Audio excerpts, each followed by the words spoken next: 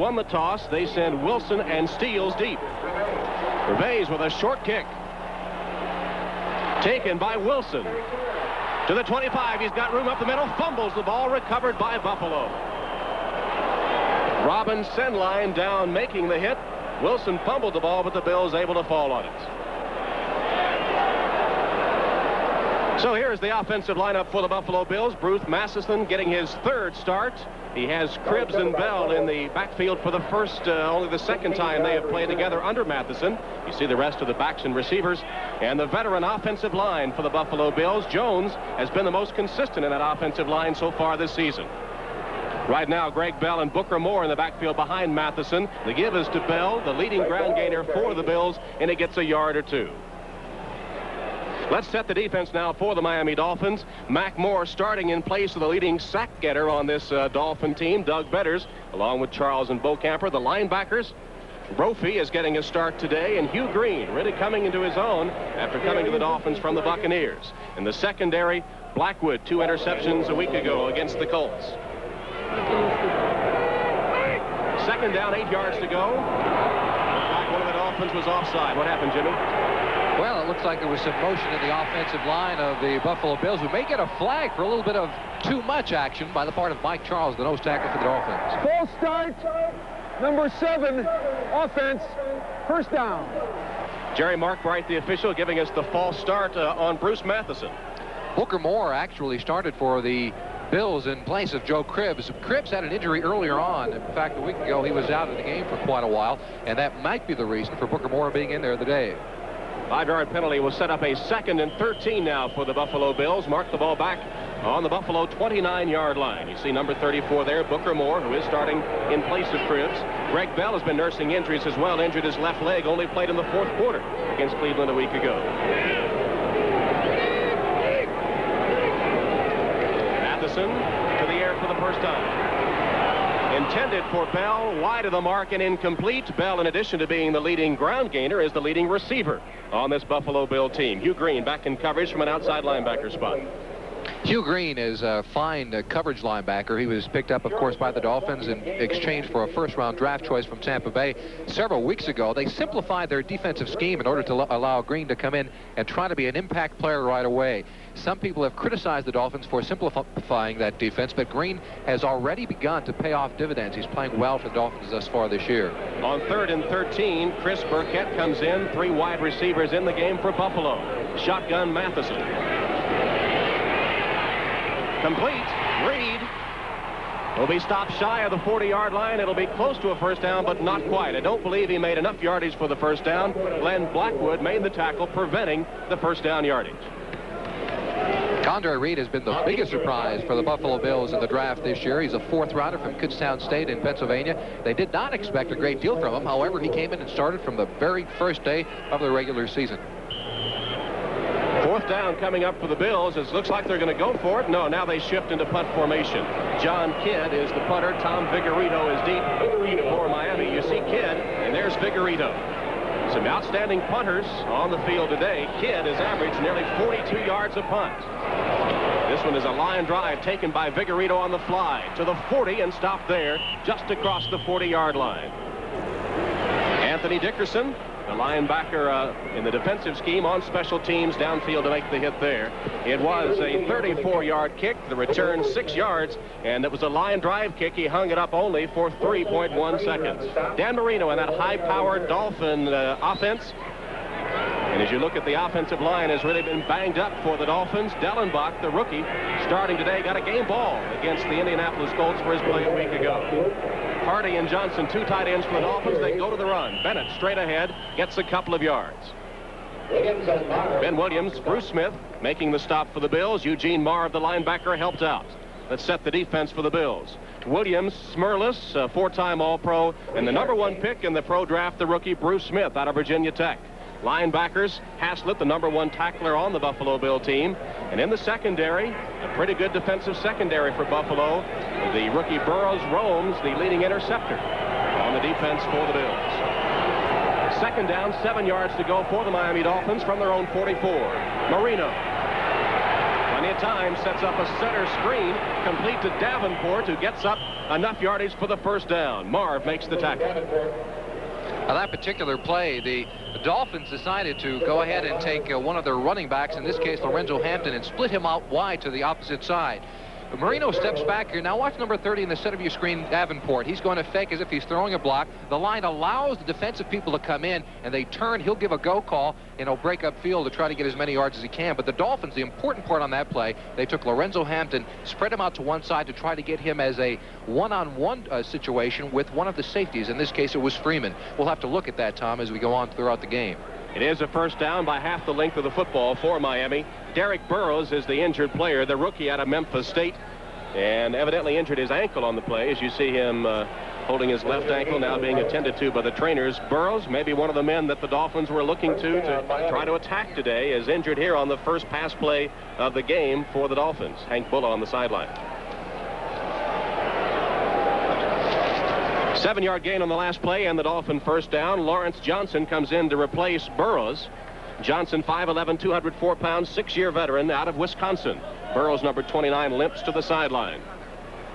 First score is in, and the Redskins at Three River Stadium break on top of the Pittsburgh Steelers. George Rogers with a 2-yard run. Schrader, the quarterback, for the injured Theismann. And the Redskins, rallying around their young quarterback, take the lead on the Steelers, who need to win in that tight AFC Central race. Joe Theismann will be coming up at halftime, talking to our fellows at NFL 85 about that broken leg that he suffered on Monday night. First and 10 for the Dolphins from right at midfield. Hardy in motion. Handoff. This is Bennett. Bennett gets across the 45, a gain of 5 or 6 yards on the play. Free safety Bayless comes up to make the stop. In this double tight end formation the Dolphins have been utilizing, Bruce Hardy is a very important aspect. In this play, he's blocking for number 34, Woody Bennett. As you see Hardy at the top of your screen, number 84 blocking against number 57. That's Lucius Sanford. He allows the hole to open, and Bennett gets a few yards up the middle. 6-yard gain. It'll be 2nd and 4 for the Dolphins. Dan Johnson, one of the tight ends, comes out. Lorenzo Hampton is in at a running back. He's in the eye. Gets the handoff here to the 40. Fights his way for first down yardage. It'll be close. And it was Smith making the tackle, Bruce Smith, from the defensive end spot for the Buffalo Bills, as Hampton, who is a rookie out of Florida, has been a bright spot for the Dolphins this year. Although he hasn't started this year, he's been called on quite often to run the football. The Dolphins have decided to try to go with a younger backfield, and that's Davenport and Hampton. They've carried the ball often, although they have not been starters this year this far. Hampton carried 16 times against Indianapolis a week ago, a high for a Dolphin running back this season. Again, by half the length of the football, the Dolphins pick up a first down to keep their drive going. Mark it at the 39-yard line of Buffalo. No score. 11 minutes to play in the first quarter from Orchard Park, New York, Rich Stadium. Don Shula surveys the scene. His Dolphins just a game out of first. The Jets and the Patriots are tied for first place, playing this afternoon. We'll keep you updated on that score.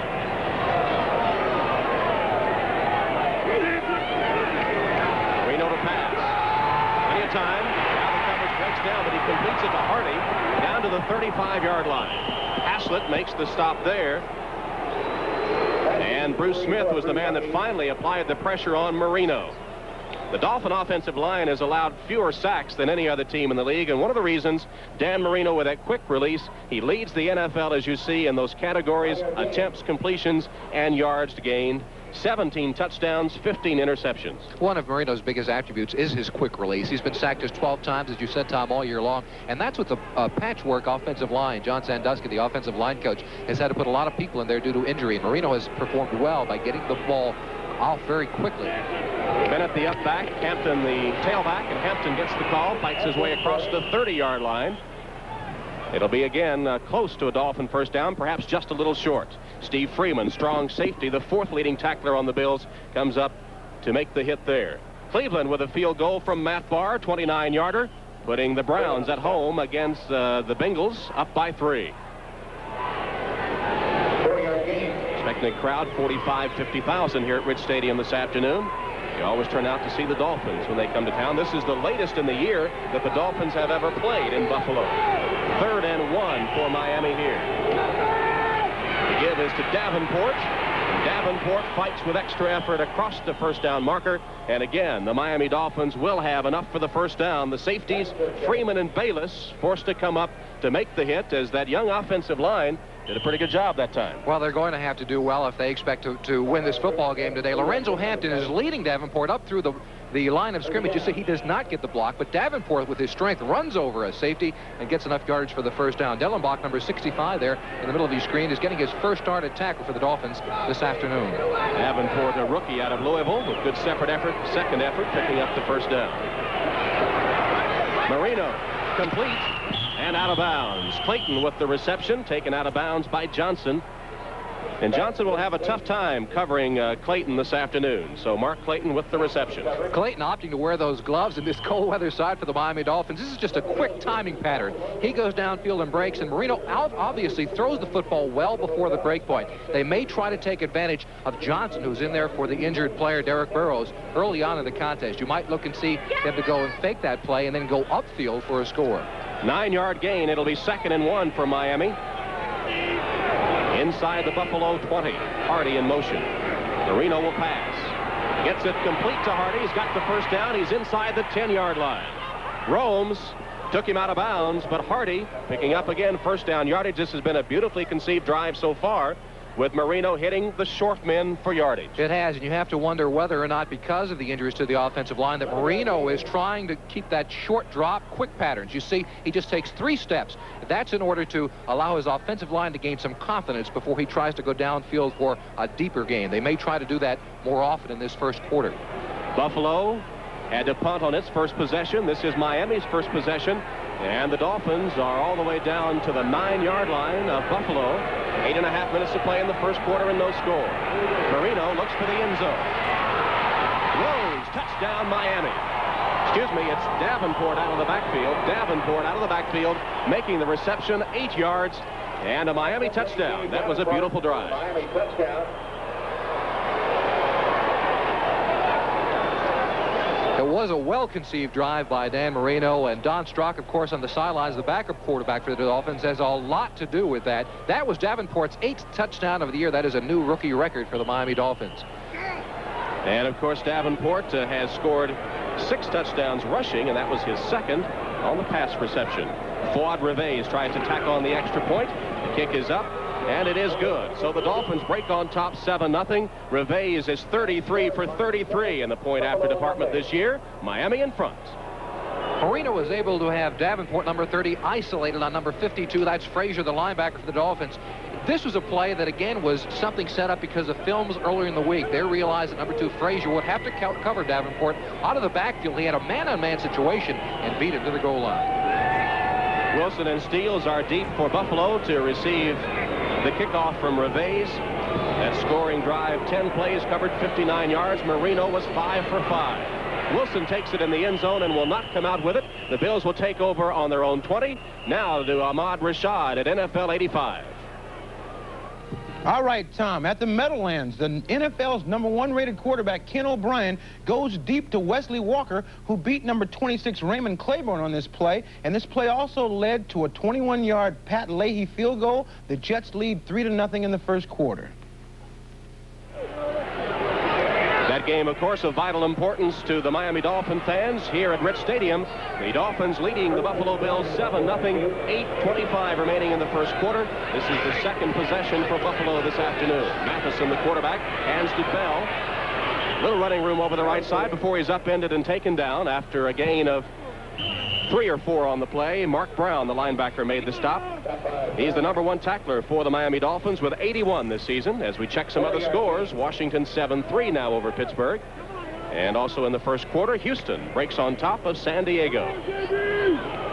And first quarter, the Saints and Minnesota tied 7-7. Here's Cribbs. In now, number 20 for the Buffalo Bills, joining Bell in the backfield. Cribbs, the up back. Bell, the tailback, gets the call. Gets across the 25 to about the 26. Mike Charles makes the hit for the Miami Dolphins, the heaviest man on this Dolphin team. Mike told me before the game that he tipped the scales at a slim 280 before the game started this past Thursday, as a matter of fact. Charles is playing nose tackle. As you see, he slipped the block by Will Grant, the center, number 53, and came in for the stop.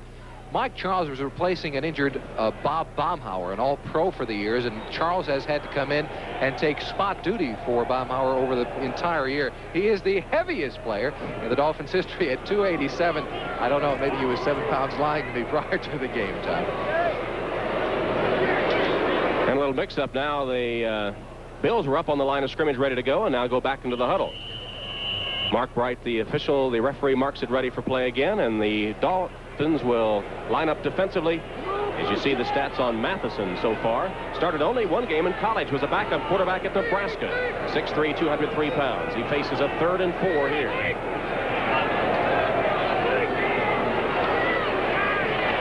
Matheson has plenty of time, and it's complete.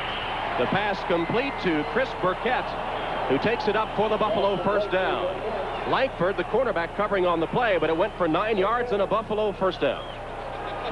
Burkett has been a pleasant surprise for the Bills, also a second-round draft choice here in 1985. They thought that it would take him a little bit longer to develop, but Burkett and Reed have been really pleasant surprises for the coaching staff of the Bills. Here he beats Paul Langford, number 44, across the middle. Now, Langford is the quickest player on the Miami Dolphin defensive secondary, but he's a long strider, and they'll get him going in one direction. He has trouble redirecting himself. It's been a knock against Langford so far this year.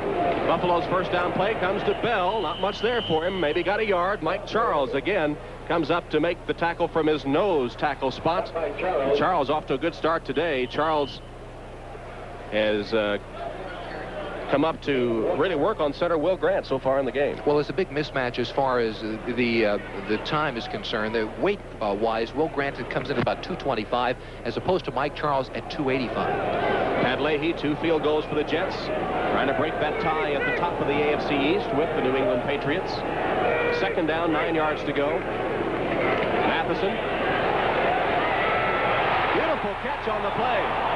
Plenty of coverage that time, but Reed able to make the grab and another Buffalo first down. Good coverage by Jay Brophy, who normally is tougher against the run than the pass, but Reed just reached over top of him to take it for a 19-yard gain.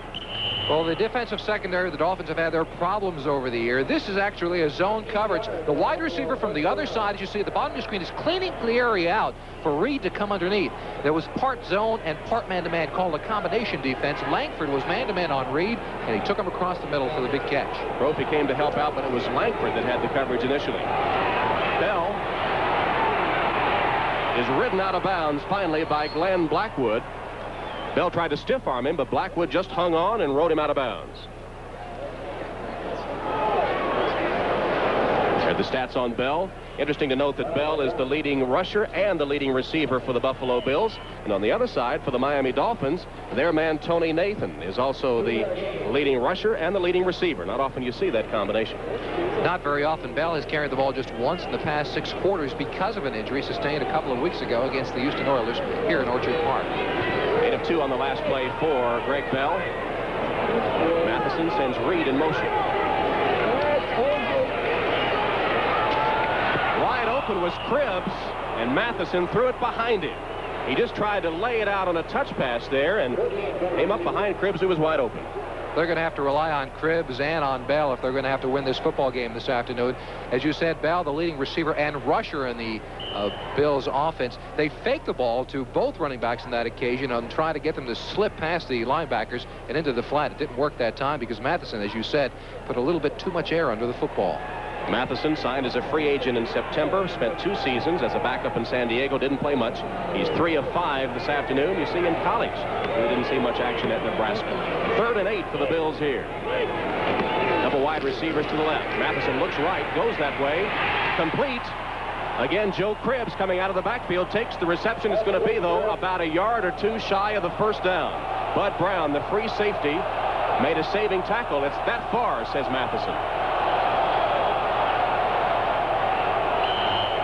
So Hank Bulla faces a big decision here. He trails 7-0. Less than 5 minutes to play in the first quarter. In this situation, though, Bulla has really nothing to lose. A 2-9 team going against a club that's 7-4, still in the hunt, and the crowd doesn't like it as Kidd comes on the field to kick. Looks like Don Shula didn't quite believe that Hank Bulla was deciding to kick. He was saying, stay on the field to his defense. That's right. They'll keep their regular defense in the field. They insert Tommy Vergarito as a safety. He's usually the punt return man, but the rest of the Dolphin defense will stay in. They'll look for the run first or the pass and the punt last. Vigorito deep for Miami. Kidd the punter. And it will be a delay of game against Buffalo, as the indecision will cost them 5 yards, but not critical here because they're in a punting situation, and Kidd has really shown a great knack for punting the ball. Number 4, offense, 4th down. Well, the Bills did that on purpose. They thought they would give themselves an extra 5 yards to try to kick the ball out of bounds, which Kidd does extremely well. As you see, 28 of his 68 punts have gone inside the 20-yard line. And so they took that out on purpose to try to give him a better angle toward the sideline. Vigorito still deep for Miami. There's Kidd. The NFL record, by the way, for punts inside the 20 is 31. He's got a good shot at that this season. Parsons holds that record. It's only been kept since 1976, records on inside the 20. That one just hangs up. Vigorito makes the fair catch of it. And the Buffalo fans voicing their displeasure. Their team trails 7-0. We'll be back to Buffalo in a moment. Buffalo, a hint of things to come. Dan Marino with his first career touchdown pass to Mark Duper. 62 yards. And NFL opponents were to see plenty of that in the years to come. Duper, that was his first start also as a Miami Dolphin. It's been said that you cannot overthrow Mark Duper. Well, if there's any man in the entire world that can overthrow Mark Duper, it's Dan Marino. However, he has not done it often over the past 2 years. Duper, who was injured in the second game of the season, now back. Made some key receptions against the Jets 2 weeks ago. Led the Dolphins in receiving last week against the Colts as well. 1st and 10 for the Dolphins from their own 19. Marino with a strike. Complete down to the 40 to Clayton. And Marino really whistled that one in there as Romes on the coverage makes the stop. But there you saw the arm of Marino. 22 yards on the play. Favorite pass plays the Miami Dolphins have run over the years. Clayton comes down and runs across the middle of the field as Duper from the other side cleans out the area. You'll see Duper, well, he's just beyond the screen, but he cleaned out the area, allowing the safeties to run back and respect his speed. Clayton comes across the middle. All right, we've got a timeout. Miami leads Buffalo 7-0. Starting in the defensive secondary for the 120th straight game today. Shaken up on the last play, walking to the sideline. So that means now, Jimmy, that Buffalo has lost its 2 starting cornerbacks. That could spell a great deal of problems for them. Now they're down to Johnson and Bellinger, the 2 backup cornerbacks, to go against Clayton and Duper, the speedsters from Miami. First down for Marino, 6 for 6 this afternoon. That's his first incompletion. Off the hand of Duper and out of bounds as Duper was trying to stay inbounds. Tried to get a hand on it, couldn't hold on, and Lawrence Johnson in the coverage for Buffalo. First incompletion for Marino today. Let's check some other scores now. All right, Washington extending its lead on the Steelers, 14-3 in the first quarter at Three Rivers Stadium. Schrader with a pass to Clint Didier, 18 yards. Tampa Bay breaks on top of Detroit, playing in Tampa this afternoon. 14-7 New Orleans playing at Minnesota with the lead. Bobby Hebert starting for the Saints. 1st and 5 now for the Dolphins. 5-yard penalty was against the Buffalo Bills, so it gives Miami a chance now at 1st and 5. Buffalo penalized for offsides. Hand off to Davenport, short yardage in the center of the line. Ben Williams, defensive end, 10-year veteran out of Mississippi, and Guy Frazier, 5-year vet from Wyoming, combining on the tackle. Tom, Charles Romes is back in the football game. That's good news for the Buffalo Bills secondary. And Derek Burrows just came back in too. Burrows, who had suffered a sprained left ankle, apparently got it taped up, and he's back in the game. So the Bills with starting cornerbacks Romes and Burrows now intact, as Miami, after a gain of 1 on the last play, goes 2nd and 4 from its own 46-yard line. Tony Nathan and Ron Davenport, the setbacks behind Marino. This one bobbled but held and complete for the first down. First down catch on the play for the Miami Dolphins. It was complete to Nathan, who made a tumbling catch with Lucius Sanford covering. Nathan needs 95 yards rushing and receiving today to reach 1,000 for the year. The Bills have a lot of confidence in number 57, Lucius Sanford. They think he's their best cover linebacker. He'll be on Tony Nathan much of the day, even on 3rd down situations. They have that much faith in him that he'll be able to cover Nathan man on man. Dolphins leading 7-0. 2 minutes to play in the first quarter. Rich Stadium, Orchard Park, New York. From the Bills 49, Miami puts it up 1st and 10. Marino fakes the draw. Fires incomplete. Intended for Bennett. Tried to trap it. Couldn't do it. Good coverage by Marv, the linebacker, and Bayless, the safety. When Duper was injured earlier in the year, the Dolphins were criticized for throwing the ball consistently to Mark Clayton all day long. In fact, in a 4-game stretch with Duper being out of there, Marino went to Clayton on 80 occasions, and that allowed Clayton to be double-teamed much of the day. Now Clayton coming back and Duper back in the lineup, they've allowed the underneath people, the Joe Roses and the running backs, to catch more balls, and it's opened up the offense of the Dolphins. Top passing attack in the NFL, San Diego Chargers. Miami ranks second. Tried to get a little out and a little safety valve, but the pressure from Buffalo was too much. Nathan didn't see the ball. It sailed over his head. And there's Bruce Smith, the highly touted rookie, coming on to put the pressure on Marino. Bruce Smith played a little bit of extra action in here. He knew exactly what was going on. He's a smart football player coming in. Smith, as you see, working on Tony Nathan. Now, Nathan's job is to get out of the way. They're going to throw a screen pass to him. Bruce Smith just sees the white jersey, grabs him, throws him to the ground, and disrupted the offensive pattern for the Miami Dolphins.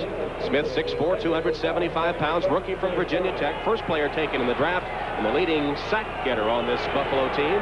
4.5. Buffalo really doesn't get that many sacks. 3 wide receivers in for Miami: Duper, Moore, and Clayton. Joe Rose is also in on 3rd and 10. Premature movement for the Dolphins. The snap sails over Marino's head. He covers it back at the 35-yard line. Let's see if the whistle blew before the snap was made. Don Shula's team, always one of the least penalized in the National Football League.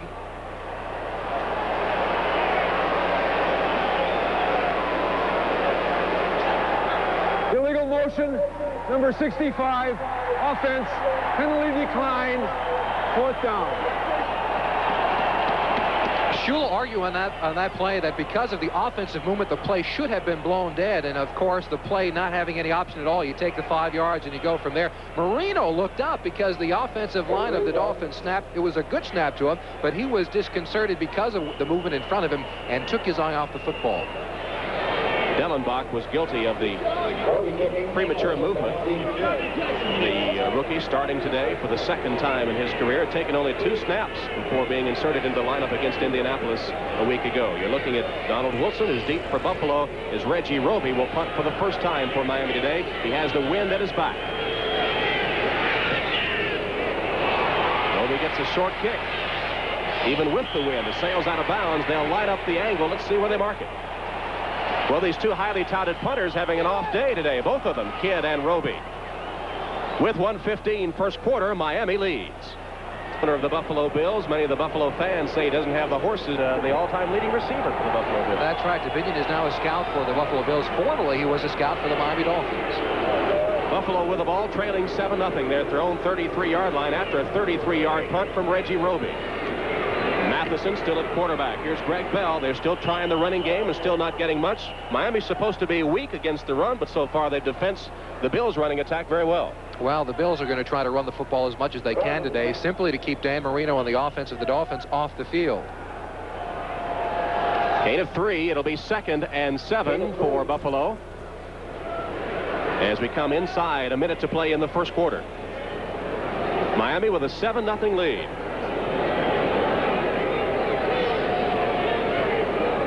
Matheson has Cribbs and Bell behind him. Send Cribbs in motion. Flags down. Matheson. Nice catch. It was Butler that came back to the ball, made the catch for a first down for Buffalo, as we'll check the penalty flags.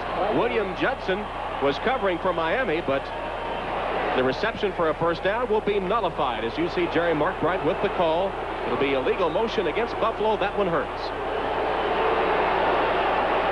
Hank Bulla on the sideline for Buffalo. Let's see if we can figure out what happened here. Matheson has a lot of patience here. He has a great deal of time. Also, you see number 58, Bocamper, being kept out of the play. What a catch by Jerry Butler, though. This is the Jerry Butler of old. He's been out for 2 years with a knee injury. You see he goes up and takes the ball away from William Judson. It's interesting to note also that Butler, playing in the cold weather all the time, also has a pair of gloves on. Will that be a factor as we go down the line? The Dolphin receivers prior to the game were saying, should we wear them or not? Butler wears them, and in that instance, made a fine catch with gloves or without them. The penalty was on Joe Cribbs, who had gone in motion and broke up field too soon. It nullifies a great reception. 7 seconds left in the first quarter. This will be the final play. It's a draw to Bell. Picks his way up across the 30-yard line. And the first quarter comes to an end. That's the end of the first quarter of play at Rich Stadium in Orchard Park, New York, with the Dolphins leading 7-0. Don Shula has been quite a role model for the youngsters in the community in the Miami area, as well as for the young people that he has touched while coaching over the past 20 years in the NFL. He demands so much of his players and from the people around him, but you don't mind because he demands a lot of himself, not just as a football coach, but as a community leader as well. Former Miami Dolphin Jimmy Cefalo. Plenty of contact with Don Shula. 3rd and 10 here for the Buffalo Bills from the shotgun. Matheson pressure. He's sacked. Hugh Green, the outside linebacker, making the sack. Now let's check in with Ahmad Rashad at NFL 85. All right, Tom, at the Meadowlands, the Patriots get a tremendous scare here as Steve Grogan, who's been the team leader the last 6 weeks, gets his left leg rolled up on by number 76, Ben Rudolph. We have no official report on the injury, but he's walking along the sidelines. Eason's in the game now. Well, after the broken leg suffered by Joe Theismann, everyone well aware of those injuries to the quarterback legs, of course, and Grogan had to get a report on him. Here's Kidd to punt for Miami, or for Buffalo. And with the wind at his back, he sends one sailing downfield. Vigorito takes it on the bounce, comes back upfield with a wall in front of him, and is finally taken out of bounds shy of the 25-yard line. Wilson made the hit and took him out of bounds there, but what a kick that time. As the wind at his back, he boomed it downfield. We'll be back in a moment. Is brought to you by Old Milwaukee and Old Milwaukee Light. It doesn't get any better than this. By the astonishingly simple new Sony Handycam. All the excitement of video movies now in the palm of your hand. And by the 1986 Volkswagens. It's not a car, it's a Volkswagen. Tom Hammond and Jimmy Cefalo, along with Steve Dans, our producer, Andy Rosenberg, our director, from Rich Stadium, where the Miami Dolphins lead the Buffalo Bills 7-0 with 14:29 to play in the second quarter. John Kidd of Buffalo just kicking a career-long 67-yard punt. 67 yards on the punt for Kidd, the 2-year kicker out of Northwestern. Miami from its own 24. Marino to the air. Completes a short pass, but taken by Bennett up for the first down. Good running by Bennett after he made the reception. Frazier and Marv, linebackers, on the left side making the hit, but a 16-yard Dolphin gain. A week ago, Marino completed 9 passes to the underneath people, the running backs and the tight ends, for more than 100 yards. The reason for that is that there's a lot of double coverage on the outside with Clayton and Duper that allows the people underneath, the running backs and and tight ends, to catch those little passes and turn them into big games, as Woody Bennett did on that occasion. Marino, 10,255 career yards passing coming into today's game. The give to Hampton, Lorenzo Hampton. Gang tackled by a host of blue-shirted Buffalo Bill defenders. And now let's go to NFL 85. Ahmad Rashad with an update. All right, Tom, in the Astrodome, Oliver Luck playing in the place of the injured Warren Moon lofts an 8-yard touchdown pass to Drew Hill. The Oilers lead San Diego 14-0 in the second quarter. And here at Rich Stadium, the Dolphins maintaining a 7-0 lead over the Buffalo Bills. 13.5 minutes now left in the first half of play. 2nd and 7 for Miami.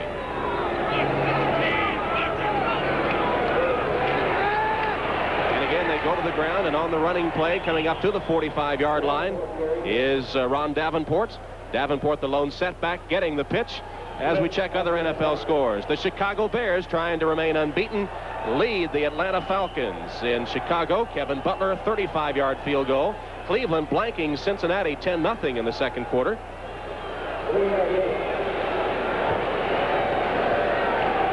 And there's the score. New Orleans leading Minnesota 17-7. Bit of a surprise there. Perhaps Abear has it cranked up for the Saints.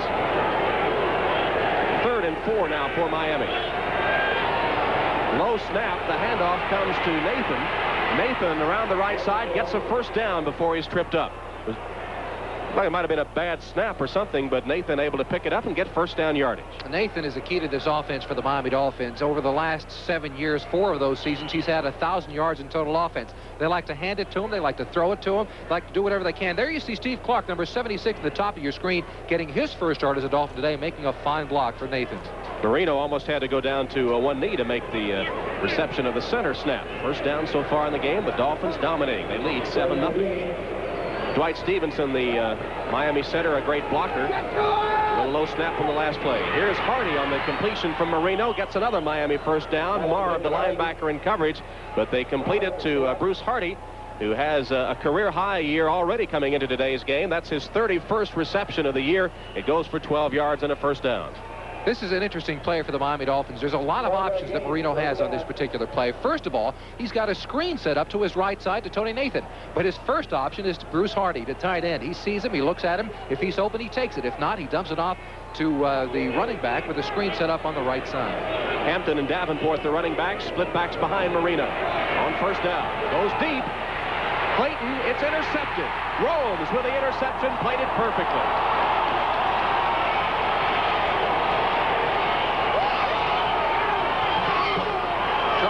Wants to keep that football. Anytime you can cover Mark Clayton as well as he did on that play, you keep the football for you. As a matter of fact, though, it looked like Clayton had a step earlier on. The football was hung up in the air by Marino. The wind seemed to play havoc with it, and Romes came up with the interception.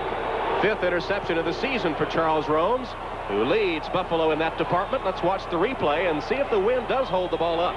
He flips the ball up because Clayton was open at this point. He had about a yard over Romes. There you see he's open, wide open, going toward the end zone. But the ball hung up in the air, and Romes comes back and makes a nice play. Buffalo will take over, but deep in its own territory. Mark the ball at the Buffalo 3-yard line. Reed in motion. Matheson hands to Bell. Fights his way toward the 5-yard line. Maybe didn't get the 5. Give him a gain of 2. It'll be 2nd and 8 coming up for Buffalo.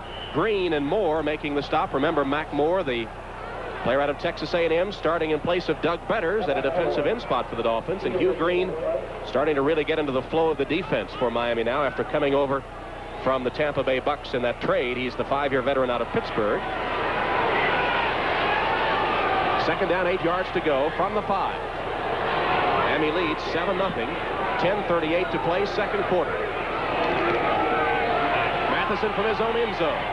It's complete shy of the 10 to Ramson. Eason Ramson having the best season of his career receiving. Number 2 receiver on the squad with his 32nd catch of the year, but short of the first down. Mark Brown, the cover man. What do you think the nickname for Eason is from the Buffalo Bill players?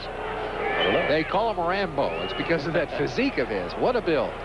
Played for San Francisco in the Super Bowl and was the last member of this Bill team to catch a touchdown pass against Miami. He was playing for San Francisco at the time. It'll be 3rd and 4 for Buffalo. They need to get out of the shadow of their own goal line. They trail 7-0.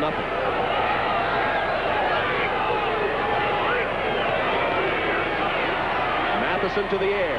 Overshoots his man Booker Moore. Moore had enough territory for the first down, but the pass too tall.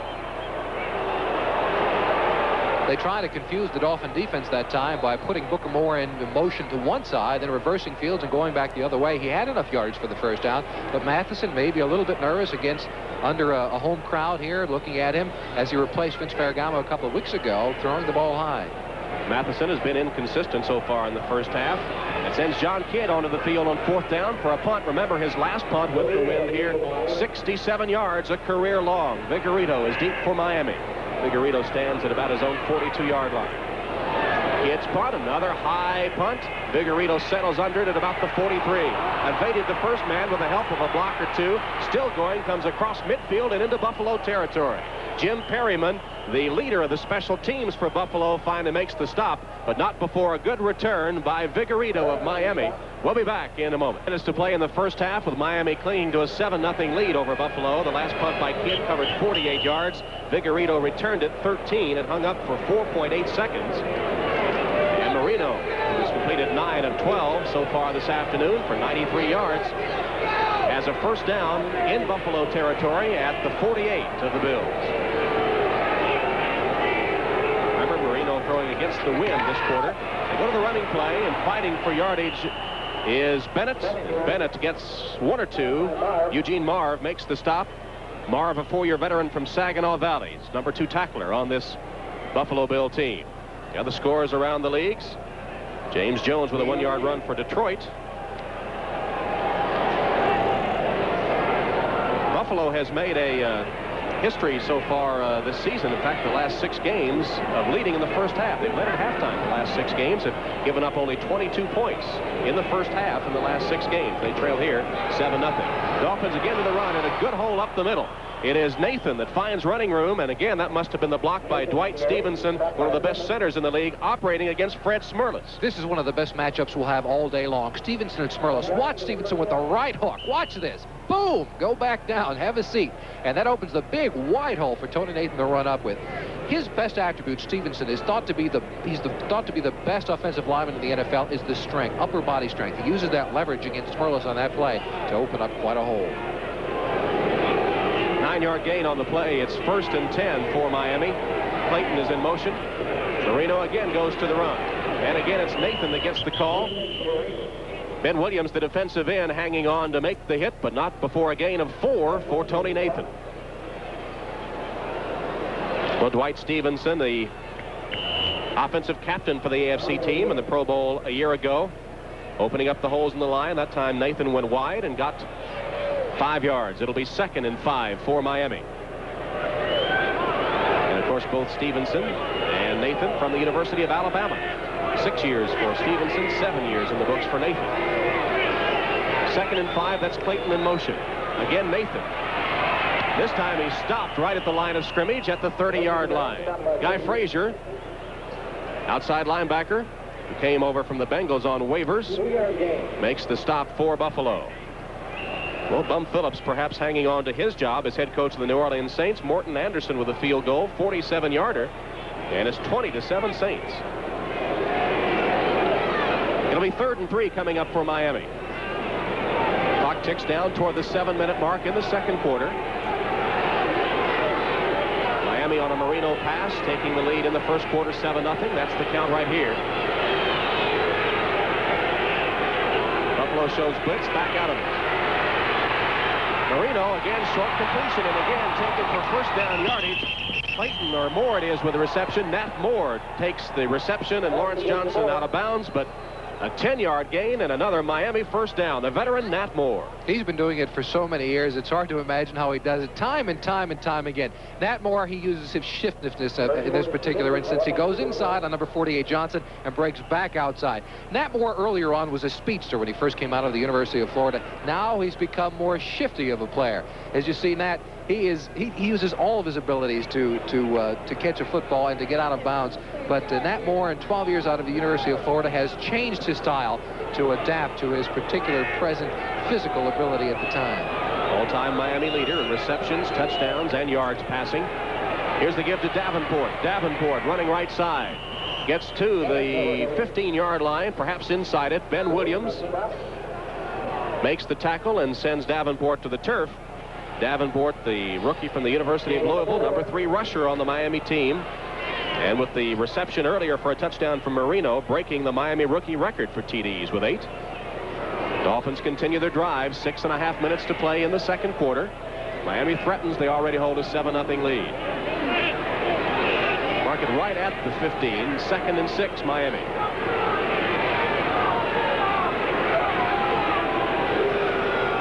Marino will go to the air. Touchdown coming up. He was wide open.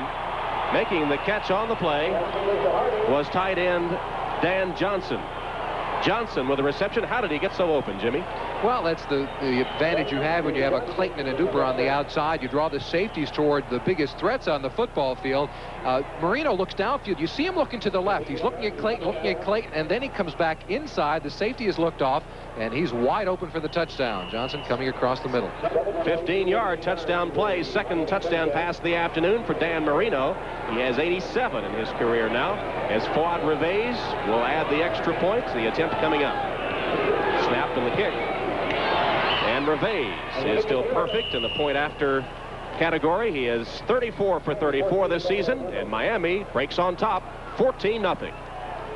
Dolphin players and the Bill players are wearing today. They are patterned after deep-sea diving gloves. They're very dexterous. They allow a player to catch the football while keeping the hands warm, which is very important these days. Actually, it's my Michael Jackson imitation is what I've been trying to do.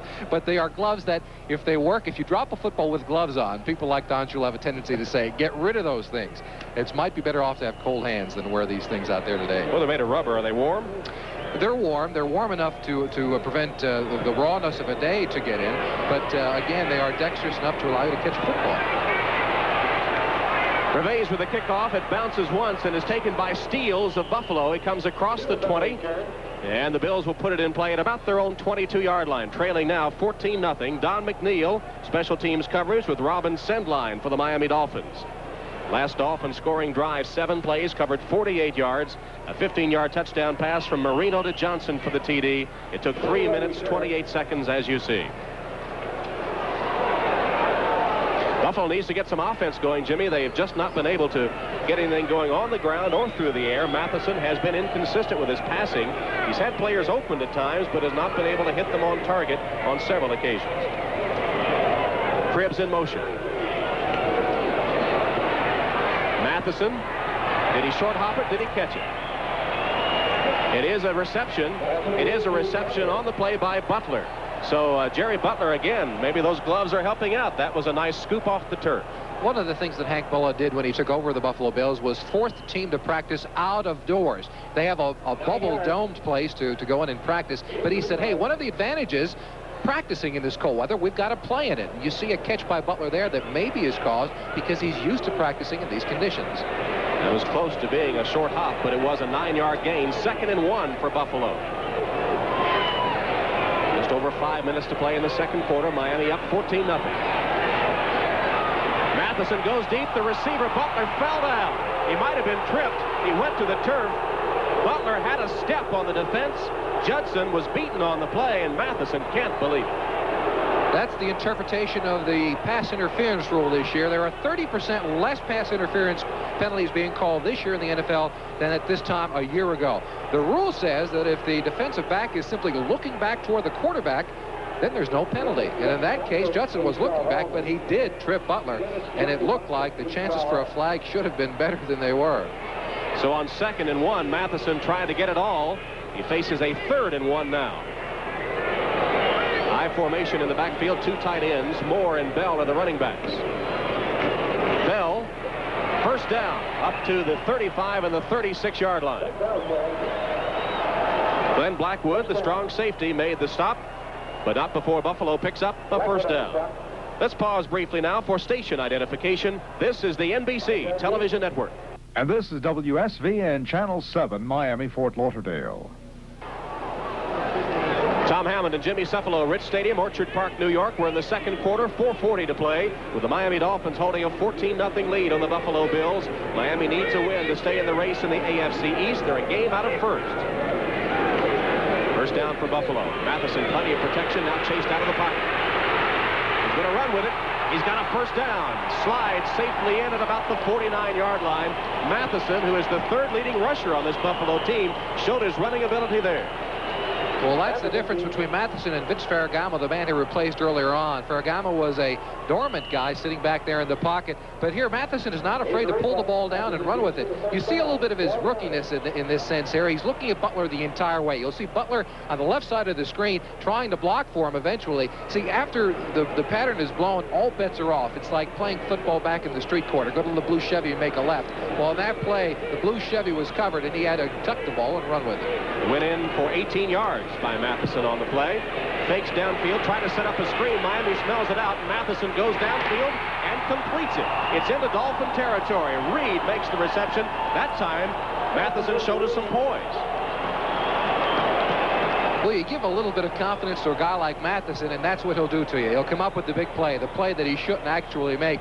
Don Shula's not a very happy man at this stage in the game. This is kind of like straight football, as I said it earlier on. He likes Reed quite a bit. There's a man-to-man coverage. You see number 44, that's Paul Langford, trying to cover Andre Reed. He comes back to the football. He had a different pattern on, but once he saw his quarterback in trouble, it's simply get open anywhere on the field. And Reed did a good job of it there. 9-yard gain, 2nd and 1, Buffalo. Bell on the pitch. Hurdles across the 40.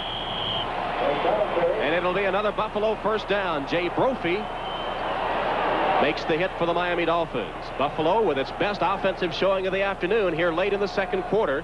2:45 to play in the first half. Hank Bulla's team trails 14-0. Other scores from NFL action this afternoon. Chicago, 2 field goals, bidding to remain unbeaten. Kevin Butler has hit another one.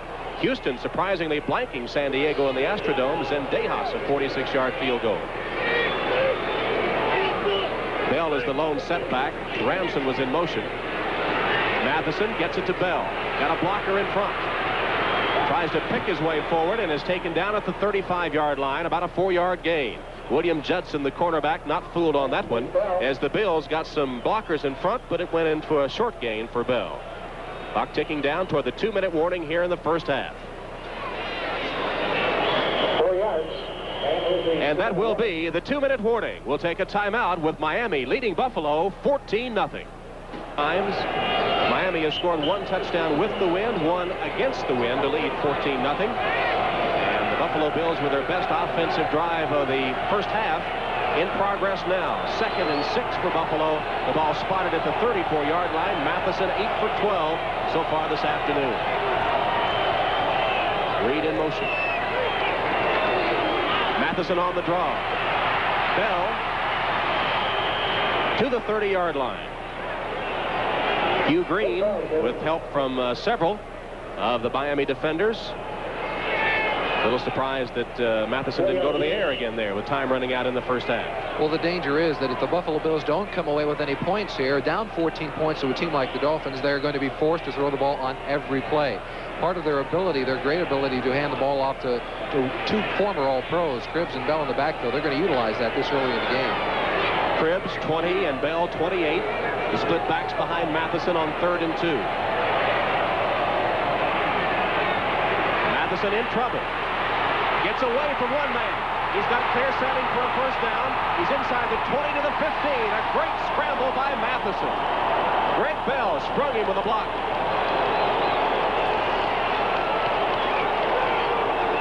Brzezinski on that play had a fistful of Matheson for a little while, but there you see the rookie Matheson, the guy able to get out of the grabs. Look at this spinning ability.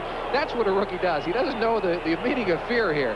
And he goes down. Bell makes a nice block down the sideline, but even here, Matheson did not just dive out of bounds. He wanted to get a couple of more yards. 16-yard scramble by Matheson, who has been the best offense for Buffalo this afternoon.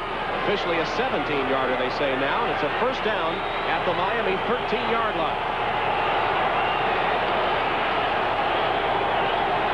Is the lone setback. Reed wide left, Butler wide right. Bell gets the handoff. Not much there. Mike Charles, the nose tackle for the Dolphins, playing it tough in the center of the line. Clock ticks inside 1 minute and is stopped at 59 seconds. Timeout taken by Buffalo. Miami leads. With his back to you and the headset, pacing the sideline for the Buffalo Bills. They need to get a score here before the first half runs out. Timeout situation you see, that was the first taken by Buffalo. 59 seconds left. 2nd and 8 for the Buffalo Bills. Bell again the lone setback. Matheson to pass. End zone.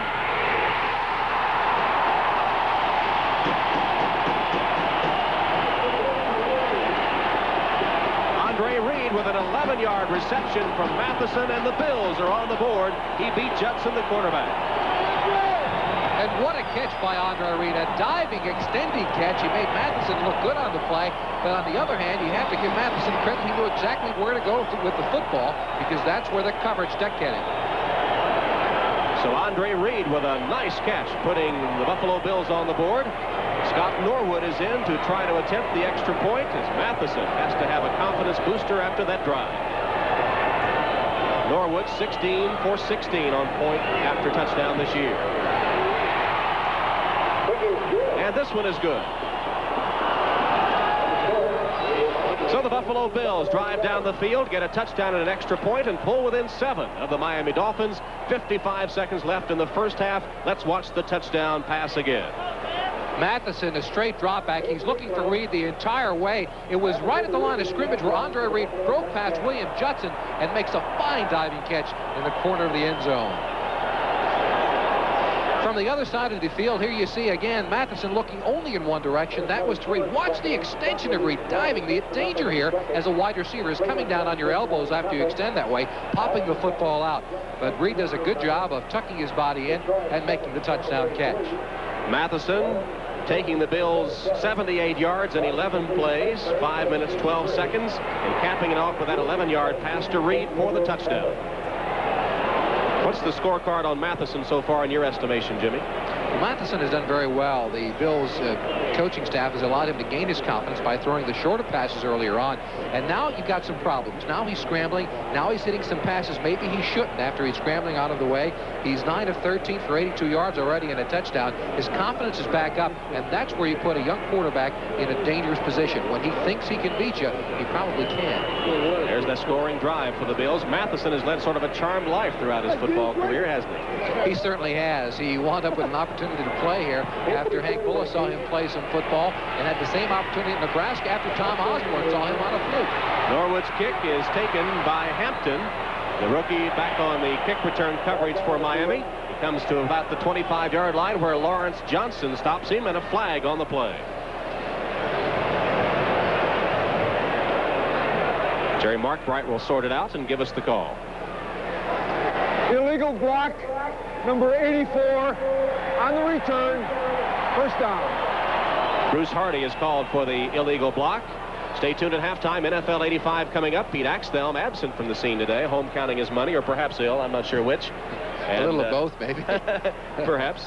And yeah, perhaps he's down on his luck. I haven't been checking his picks lately, but perhaps he is seeking a loan somewhere in the New York area. But anyway, Axe is not on hand. I understand they're going to talk to Joe Theismann at halftime. Is that right? That's right. Theismann, of course, the injured quarterback from the Redskins, recovering nicely, I understand, from the 2 surgeries they took to repair that injured leg. Miami backed up to its own 9-yard line.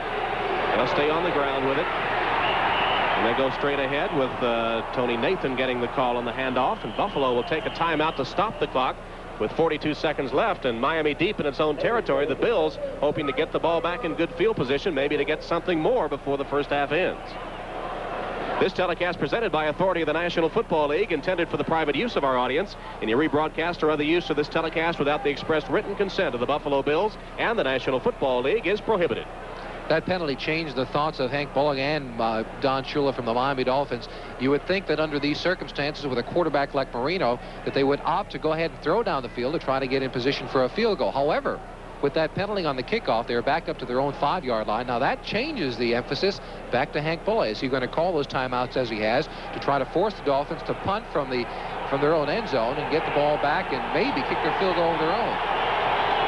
Well, Andre Reed with a touchdown just a few moments ago, putting Buffalo Bills on the scoreboard. Here it is again from ground level.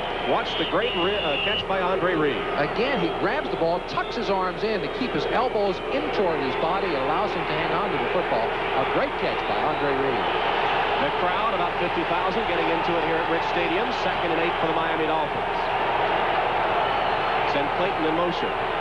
Handoff, and again, good running room up close to the first down. Coming with a handoff, Tony Nathan, and a good blocking up front by that offensive line of the Dolphins. We repeat that it is a patchwork offensive line, and really only one backup. Larry Lee, who was acquired from Detroit earlier in the week, is backing up both guards and the center. An injury to the offensive line would be disastrous for Miami, but so far it's done a good job on the running game, run blocking. Miami letting the clock tick down. Looks like they'll be content with a 14-7 lead. Don Shula already heading for the dressing room. See if that late score can give the Buffalo Bills momentum. That's the end of the first half of play. NFL 85 halftime activities in a moment. We'll be back after these messages from your local station. For the offensive linemen that are getting their first starts today, it's a good position for the Dolphins to take. On the other side, Matheson has been scrambling with the football. He's made some plays maybe he should not have made because he gets out of a play, he throws downfield, gets his confidence up, and that's going to be problems for the Miami Dolphins if they allow him to think that he can beat this team, and it seems that he can. Statistically, over the first half, it's been a very close football game. First down's a big edge to the Dolphins, 14-7. But look at the rest of the stats. As far as total yards are concerned, there's not that great a difference in time. Go down to the bottom of your screen as far far as time of possession is concerned. The Bills have a slight edge in that category. But the most important part of the entire day, very possibly, is in the turnover area. Bruce Matheson of the Bills has not committed any turnovers all day long. They've told him to hang on to the football. If you don't have a clear-cut decision, don't throw the ball, don't throw an interception. As far as passing is concerned, Matheson having a good day, 9 of 13 on the afternoon, as well as Marino, 11-14 in passing. So when you look at the statistics, you have to think that it's a very close football game. The advantage going to the Dolphins at a 14-7 score. Matheson early on in the game has become the third leading rusher for this Buffalo Bill offense. They've got to get the ball to Bell and Cribbs more often if they're going to try to control the ball and keep that Dolphin offense away from them. Matheson, again, a young guy, has only had a couple of starts all season long, but he's playing well here this afternoon. Well, here at Rich Stadium, the wide receivers have a problem not only with the weather, but with the shape of the field. Jimmy Cephalo took a look. One of the problems the Miami Dolphins must contend with here at Rich Stadium is this surface. It has an 18-inch crown on it in order to aid with drainage. However, that can create a problem for wide receivers and quarterbacks. As you see, as I walk towards the center of the field, my legs appear. The crown begins here and slopes down. And interesting feature, the crown of the field. When you look at it from the press box level, where we are now, you can't see that crown, but very noticeable down on the field with Jimmy's feature that that is something to contend with when you're running a pass route. As a receiver, it does. Oftentimes you'll notice a receiver in this stadium tripping as he's running a pattern. Until he gets used to that crown, you are running downfield. This is a stadium that brings back a lot of memories for you and for Tom Vigorito. Both of you seriously injured here. Right, a big day for Vigorito, coming back for the first time, playing in a stadium where he sustained a severe injury 2 seasons ago. Hampton takes the kickoff deep in his end zone, about midway in the end zone, as a matter of fact. He downs it there, and the Dolphins will begin their offensive sets in the second half from their own 20-yard line. Dan Marino on the afternoon, 78.6%, 118 yards, and Matheson doing a pretty good job for Buffalo as well. We expected from Marino and Matheson's performance a little bit of a surprise. Well, that short passing game of the Bills has allowed him to gain his confidence, and he is doing well with the short passing game. Look for them to stay with it in the beginning of this second half. Short passing game was clicking for Miami, and we'll see if they come right back to it. High formation in the backfield. Nothing there on the running game as Hampton got the call and was hit right at the line of scrimmage by Ben Williams, number 77, the 10-year veteran from Ole Miss. There's Gentle Ben. He only has 1 sack throughout the 1985 season. 6'3", 260 pounds. The running game not there, at least on the first play from Miami. Let's see if they elect to go to the air here. 2nd and 10, no gain on the last play. Opening series of the second half, Miami leads 14-7. Marino does go short. It's incomplete. Good coverage by the linebacker that time on the play. It was Haslett who was able to get a hand and knock it away. Woody Bennett was the intended receiver. Ron Davenport was the intended receiver. Watch this matchup as you have 2 rookies going against each other. Number 65, Jeff Dellenbach for the Miami Dolphins, the offensive tackle, against Bruce Smith, the number 1 choice in the entire NFL draft. You see, Dellenbach is a tenacious blocker. He wants to do well this afternoon. It's a big opportunity for him. The Dolphins have tried to get him the confidence by going to that short passing game. They'll probably stay with it because of Dellenbach. And, of course, Clark, the guard, who's also filling in for injured players this afternoon. Shotgun formation for Marino, 3rd and 10. He has 2 tight ends, Hardy and Rose in. Long count. Low snap. He feels it. And it's complete for the first down. Again, it was an in pattern as Duper crossed the middle, and Marino hit him with a strike for 12 yards. Now, Marino changed the play at the line of scrimmage. He saw something he did not like in the secondary. It looks like there's a fake blitz. It is a blitz. Number 57 in the middle of your screen. That's Lucius Sanford coming across. Roy Foster picks him up. They go to that short drop. Duper makes the angle across the field. It's a 3-step drop and a quick release by Marino. Steve Freeman made the stop. Looked like he might have had a hand on the face mask. Got help from Rodney Bellinger. But it's a Miami first down as they convert the 3rd down play. And now at the 32, they have 1st and 10. Give on the running play again. It's Davenport who fights his way for yardage up the middle. Williams again makes the stop for the Buffalo Bills. There's Ben Williams, 77. Is he tougher against the run than he is on the pass rush? He is tough against the run. He's been a veteran here for so many years. He's a 10-year starter, 11 years here with the club. They're trying to utilize, the Dolphins are, Bruce Hardy as a blocking tight end. He's coming in motion, blocking down on people like Williams and again on the nose tackle like Smirlis to aid those young offensive linemen of the Dolphins. There's that crucial AFC Eastern Division score. The Jets 6-3 at halftime. Nathan smelled out by the Buffalo defense. Smirlis made the tackle. And some extracurricular activities there. Dellenbach was right in the middle of it, the rookie. That's Dellenbach and Smith. They're two rookies fighting for a little turf out there, and Dellenbach isn't about to back down, but then again, neither is Smith. Dellenbach, as we mentioned, had played only 2 downs from scrimmage prior to last week's start against Indianapolis. Watch the battle here. Here's Dellenbach, number 65, has a little bit of the jersey of number 78 Smith, and he gets pushed over the pile by Smith. But again, they're going to keep going at it. This is a rookie battle. A battle will go on all day long. Dellenbach has been doing a good job. Smith does not have a sack on the day. 3 wide receivers, Duper, Moore, and Clayton in for Miami. Rose, the tight end. Shotgun formation, 3rd and 6. Marino again completes the pass to midfield. Rose makes the reception. And again, he came wide open right in the seam of that defense. 13-yard gain. Romes makes the stop. Let's find out what happens after a little bit of a fight. You'll watch number 22, Tony Nathan. He's told to give out a little bit of help. He nudges him before he goes out into the pattern, helping out, but there's the fight going on again. Number 78, Smith, does not want to put up with the nonsense from Dellenbach. A short pattern once again to Rose coming across the middle. This, one more time, is where you have Clayton and Duper being double-teamed on the outside, allowing the people like Rose and the running backs to get open in the middle of the field. Ball just shy of midfield. First down for Miami. Hampton spins into Buffalo territory, got a yard or 2. Bruce Smith made the stop that time as Smith on the running play, the big rookie from Virginia Tech, went through Dellenbach to make the stop, we presume. Let's isolate on him on a replay and see if that was the case. The knock against Smith so far early in his career is that he's not played the running game very well. Here you see he beats Dellenbach to the inside. He says, how's business, to Lorenzo Hampton, the running back, trying to go over the top. Hampton, another rookie. He's from Florida, 6 foot 212 pounds, who got the carry that time. Got 2 yards at 2nd and 8. Floating pocket to the right.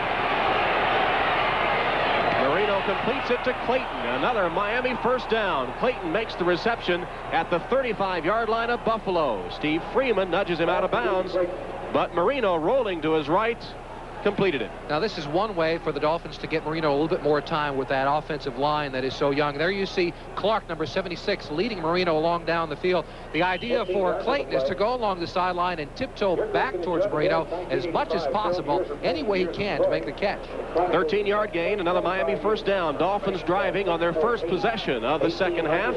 10.5 minutes to play in the third quarter. Miami already up 14-7.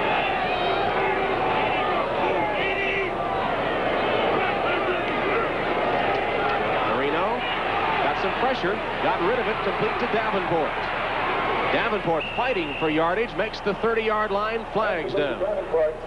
Looks like a face mask violation. Davenport's pretty hot about it. And Marino steps in and says, calm down now, Ron. It's just a football game. Come down, come on back here in the huddle. What kind of guy is Dan Marino? You played with him. Marino's a fiery guy. He's not afraid to tell exactly what he thinks in the huddle. A week ago when Dellenbach came in, let's listen to the call. We have a 5-yard face mask foul.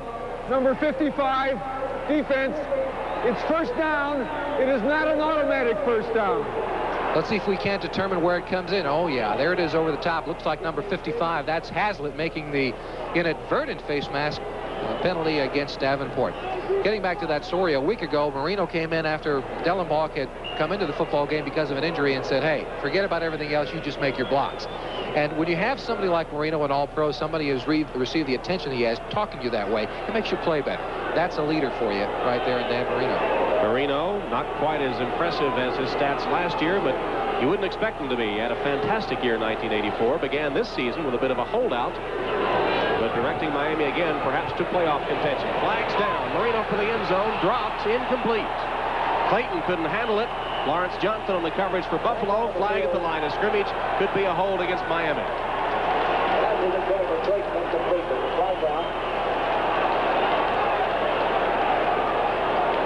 Jerry Markbright discussing it with Roy Foster of the Dolphins starting left guard. Don Shula, his team seldom penalized. The last 9 years, the least penalized team in the NFL. In fact, 13 of the last 15 years, that has been the case. Illegal hands, number 65, offense, first down. Well, there's Dellenbach, the rookie, who is battling his counterpart, rookie Bruce Smith. On this particular play, Marino pump fake over to the right to Clayton, and that allowed number 48, and that is Johnson, to come up. Clayton gets behind him. Clayton should have caught that football. That has been something he's had trouble with all year long. Look at the top of your screen. You see he throws the defensive back. Johnson gets wide open behind him. The ball is held up a little bit in the air. Marino could have thrown that a little bit better also, but Clayton should have made the catch. First down for Miami after the penalty. Marino tried to get it to Duper, incomplete. Ball was a little low. Duper had run an out pattern toward the sideline. Marino's delivery a little off the money that time. They seem to be trying to pick on Johnson, the cornerback who's in for Charles Romes right now.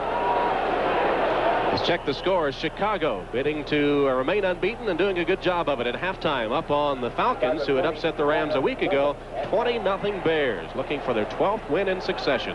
Washington leading Pittsburgh, but the Steelers have come back a little bit at halftime 2017. Cleveland maintains its lead over Cincinnati. Second down, 11 yards to go for the Dolphins from the 35-yard line of Buffalo. Hardy in motion. Running room on the left side, inside the 30, down to the 27-yard line is Davenport. Pinned to the turf there by Steve Freeman. It's a 9-yard gain. They'll be a couple of yards short of the first down. Third down situation coming up. Miami took the opening kickoff of the second half. They've driven downfield. 9 minutes 45 seconds to play in the third quarter. See the third down conversions for the afternoon. This is where the Dolphins are very dangerous. 3rd and 3. It's a pass or a run option for them. And with Marino back there, you can't afford to try to jump up on the run. Let's see what they do in this situation. They do go to the run to try to get the first down. Diving forward and getting close to it is Tony Nathan. He got right to the 25-yard line. Whether or not it's the first down yardage, we'll have to see where they spot it. It could be just a little short. Are you surprised they went to the run that time? Yes, I am, quite honestly. Their running game has not been up to par the past, well, really all season long. With Marino back there, that play-action pass on third down is a favorite of Don Strock, who's a guy who has a lot to say about which plays are called in the huddle for the Dolphins. All right, if you're short of the first down here, do you go for it on fourth down? I don't go for it in fourth down. I don't know what that man will do, but if I was him, I'd go ahead and try to kick the field goal, put the points on the board. It'd be about a 42-yard approximately field goal attempt for Reveiz. Don Shula is going to have to make that decision right now. Looks like he's going to go for it on fourth down. It'll be 4th and 1. The crowd at Rich Stadium tries to rally the defense as the Dolphins elect to go for it.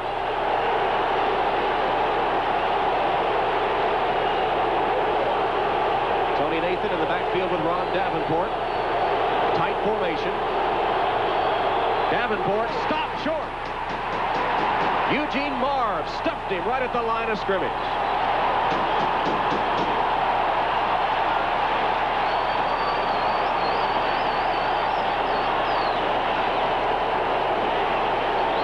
So the Bills get a lift from their defense. They stop Miami on fourth down. They'll have the ball when we come back. 474 at Rich Stadium, where the Buffalo Bills have just stopped the Miami Dolphins on fourth down and now take over on their first offensive possession of the second half. Miami held that ball for 13 plays, 6 minutes, 45 seconds. Matheson from his 26. Complete, wide open on the play was Andre Reed. He takes it out of bounds and a Buffalo first down. Paul Langford, the quarterback, beaten on the play. 11-yard gain. Reed is having a big day. It seems as if they're going to try to pick on Paul Langford as the second half goes along here. Matheson, a straight drop back situation. It looks like they might try to go further down the field. Watch his push at the end. Now, that's perfectly legal, but you see the reaction of the Bills players on the sideline. They didn't think it was necessary. It'll keep Andre Reed thinking the next time, where's Langford at? That play by the defense, 4th and 1, stopping Miami, has fired Buffalo up. See if they can convert it offensively into some points. Matheson, same play. Another first down. Reed on the same pattern. And now they say no good. Are they saying incomplete? He was out of bounds? It appears that was the case, that Andre Reed did not get his second foot out of bounds. This is the same exact play, and the Bills have decided they're going to take this as long as the Miami Dolphins defense gives it to them. Watch this, 1 foot in. The second foot from this angle, it's tough to tell. Let's see if we can see it from this side of the field. He gets 1 foot in bounds. A lot of time for him to drag that second foot. He did get it in. He dragged his second leg, and obviously the officials blew the call. Might have said he didn't have possession the first time. He bobbled it, but it looked like he had possession and did drag the second foot that time. It goes as an incompletion, however, and it's now 2nd and 10 for Buffalo. Ramsden in motion. Bell on the handoff. Fights his way to the 40-yard line. Mike Charles, nose tackle for Miami Dolphins. Making the tackle as we check other scores. Houston with a 10-point lead at intermission over the San Diego Chargers. Detroit over Tampa Bay 10-6. They're playing in the 3rd quarter in Tampa. And New Orleans still leading Minnesota. It's 23-10 in the 3rd. 3-yard gain on the play. It'll be 3rd and 7 as the Buffalo Bills get 3 wide receivers in the game. Butler, Reed, and Burkett. Cribbs and Bell are the running backs. Matheson in the shotgun. Burkett in motion. Matheson chased out of the pocket. That's it fly. Butler.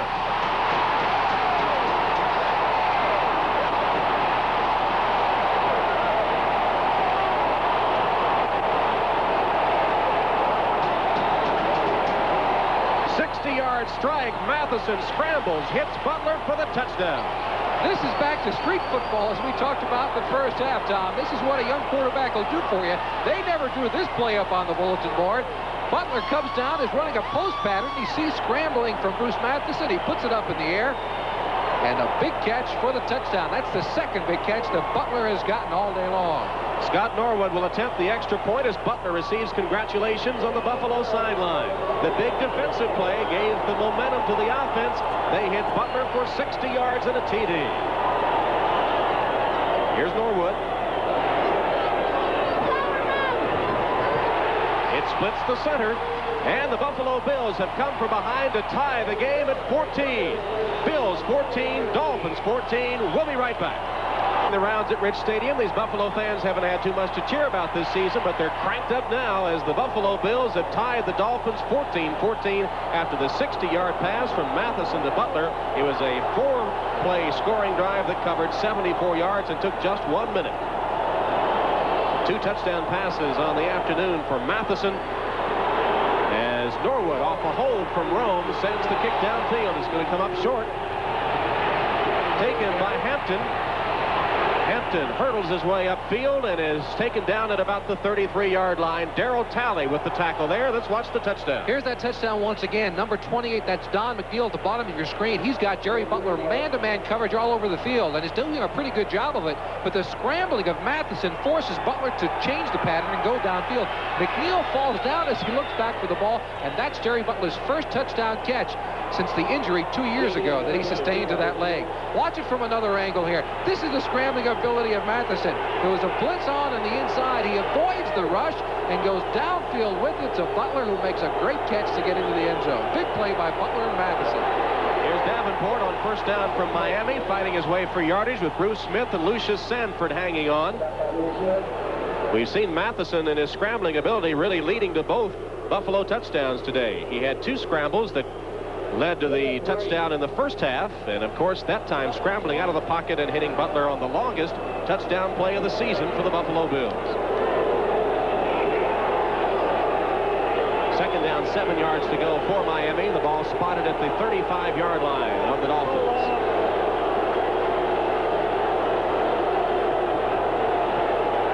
Marino will go to the air. Again, a short completion. Taking it out of the backfield for a short gain is Davenport. Davenport will be stopped shy of the first down by Marvin Bayless. It'll be 3rd down coming up for Dan Marino and company, 3rd and 2. Marino, the fastest quarterback in NFL history to reach 10,000 yards passing. And and has hit with perfection on the short routes today. He's not been able to get Duper and Clayton open deep, but he's hit the short ones. Well, that's what people are going to try to take away, and the Bills have been double teaming Clayton and Duper all day long, forcing Marino to come underneath to his running backs and tight ends. 6.5 remaining, as you see, third quarter at Rich Stadium in Orchard Park in a 14-14 game. Stopped shy of the play as Davenport got the handoff and was met in the backfield. Rhodes came up to make the stop.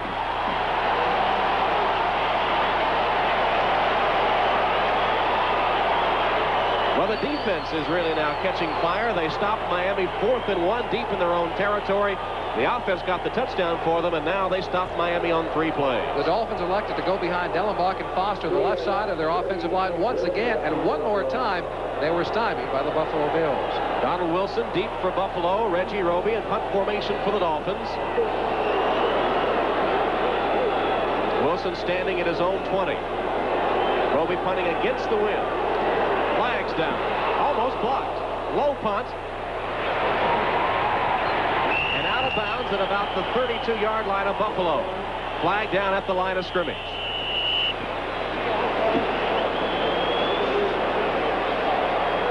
Jerry Markwright, the official. The Buffalo players evidently say it's against Miami. Roby's not had a good day. No, he hasn't. He's punting with the wind right now. He has not had a good day nonetheless. Illegal motion, number 11 on the kicking team.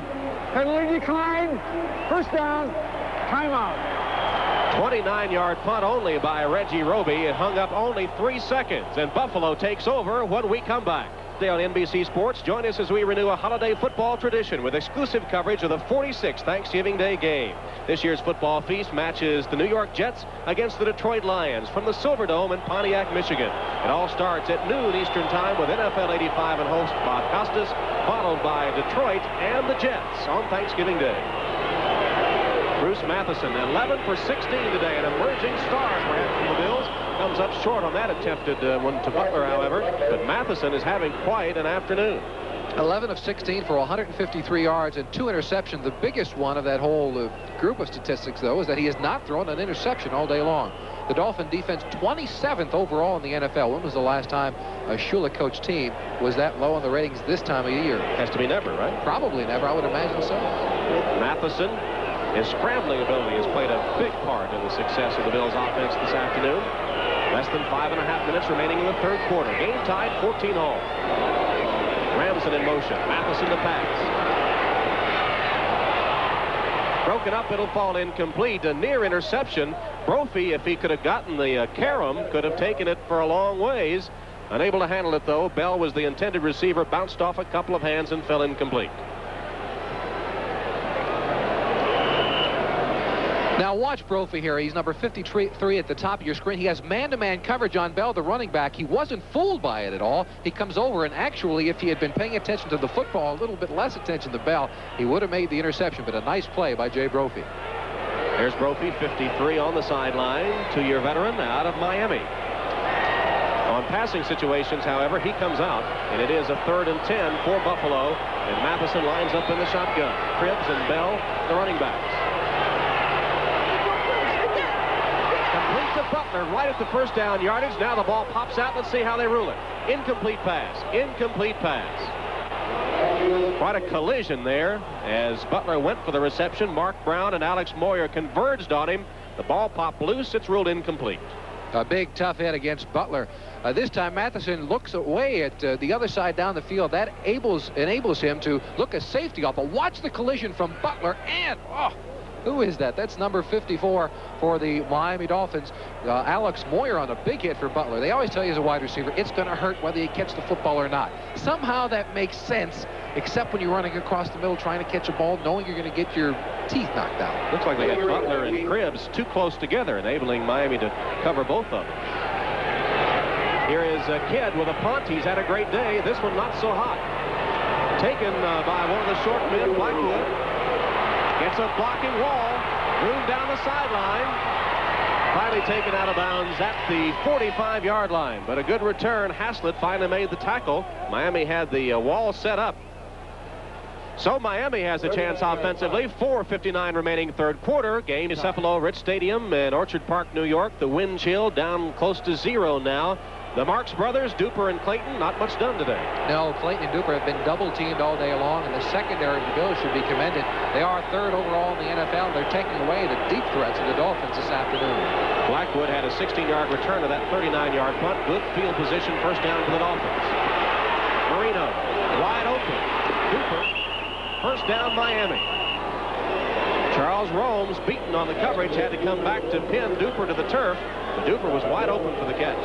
When you have somebody with the speed of a Mark Duper, you've got to give him all the room in the world. On this play, Duper runs a very deep comeback pattern. Usually an intermediate pattern will go about 17 or 18 yards. Duper's thinking, I'm going to run at Romes until he turns his shoulders, and I'm going to come back to the football. He makes a nice catch on it. Romes has to be concerned with the speed of Duper, though. There are not many receivers in the NFL that run a 4.340. 17-yard gain, first down Miami from the 36-yard line of Buffalo. Hampton. Tripped up. Good defensive play against the run. Jim Haslett, leading tackler, had 105 coming into today's game. Smelled that one out and took Hampton for a loss on the play of about 3 yards. The Dolphins are going to have to abandon their running game at this point in the contest. Don Shula and the coaching staff of the Dolphins come into a football game always trying to establish the run, but it has not worked this afternoon. That play there, by the way, Tom, there's a trick play off that particular formation. The Dolphins like to throw the ball back to the quarterback. Let's see if they'll do it to Marino today. Marino's got a 2nd and 12 here. Don Smith in on the front 3 for Buffalo. Marino looks both ways, still nobody, plenty of protection. Finally finds Clayton. Backpedaling, looking for blockers, and finally pinned down. He must have lost 8-10 yards coming back to try to pick up blockers. He was trying to turn it into a big play, but he did lose 7 or 8 yards on that play. As a result, the net yardage is probably just a couple of yards for Clayton. It's the same play that they had completed to Duper just previous to that. Now watch it. The same thought holds here. He's going to run at that defensive back until he turns his shoulders. Romes does it. Now street football. Once again, Marino's in trouble. He comes back to the football. But watch this, trying to pick up some extra blockers. He started at the 31-yard line. Let's see where he ends up. All the way back at the 26. I'm sorry, that's the 34-yard line, going the wrong way. It was a 5-yard gain in the books, and it's 3rd and 7 for Miami. Looks like a Miami offensive lineman, Steve Clark, may have dropped back into his pass blocking position too soon. That'll cost Miami 5 more. Clark just converted to an offensive lineman, played both ways in college at Utah. Now discussion. Don Shula stalking the sideline. It was interesting to note Shula after they went for it on 4th down and came up short. He was pacing the sideline looking for somebody to chew out and couldn't quite figure out who to chew out on the play, but he needed to get somebody. He was looking for an offensive lineman and did not come up with him. He's probably frustrated at this point. False start. Offense, number 61. 3rd down. I believe they called the penalty on Roy Foster. Foster, who was a Pro Bowl alternate last year and a #1 draft choice. 4-year veteran out of Southern Cal. Dolphins have been penalized 23 yards more than the Bills today, who've gotten set back for 20 yards on the afternoon. 2 minutes, 35 seconds to play in the 3rd quarter. Miami Dolphins tied with the Bills 14-14, and here facing a 3rd and 12.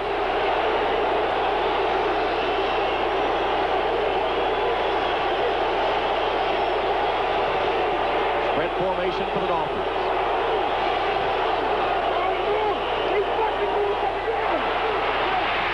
Marino lets it go quickly. He was under some pressure. He hit the turf after he delivered the ball, and the pass came up short, intended for Joe Rose. Perryman covering, and Marino went down after that one, had to hurry his throw.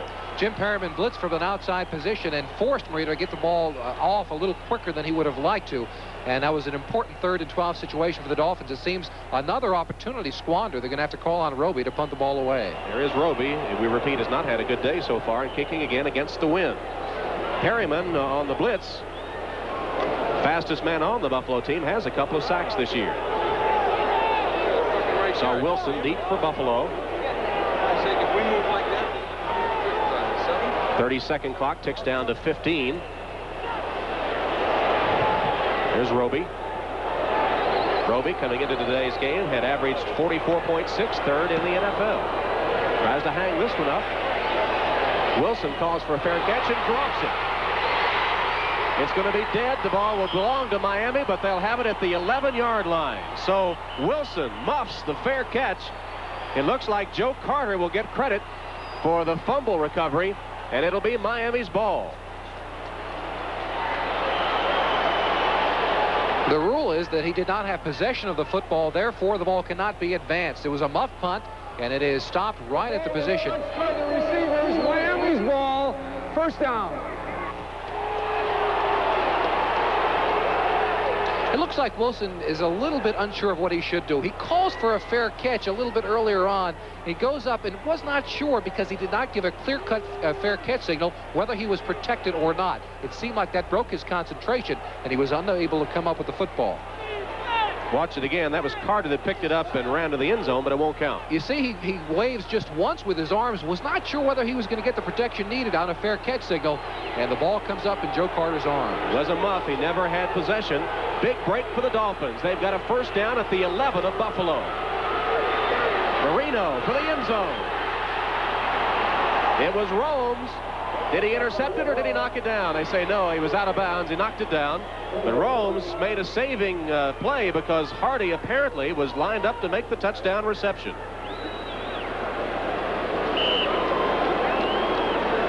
Good play by Romes. Already has an interception this afternoon. Let's watch the end of it and see Romes make the play. It's a zone defense. Romes comes off his man, keeps in his area, and knocks the ball away just at the last second. On that play, Hardy went to the sideline. When he saw that Marino was not ready to deliver the ball, he turned up towards the goal line.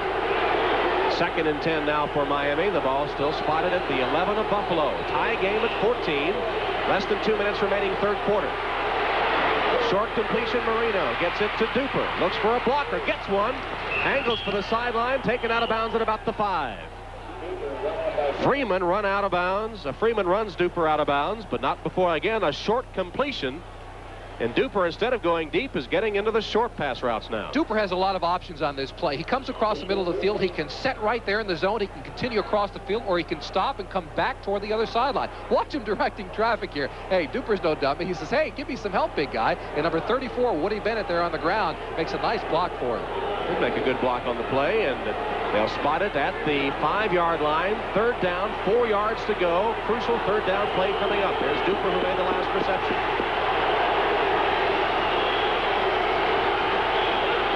Clayton in motion. Marino stands tall, blocked down at the line of scrimmage.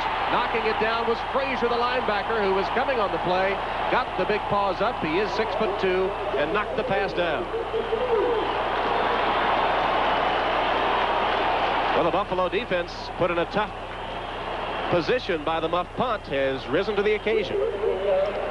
A nice play by number 2, Frazier, to go up and get in the face of Dan Marino. Looked like he was going inside to number 80, Joe Rose, at the bottom of your screen. Seemed to be open in the end zone. Big play by number 52, Frazier. It'll be a 23-yard field goal attempt for Fuad Reveiz. Reveiz 17 of 20 in the field goal kicking this year.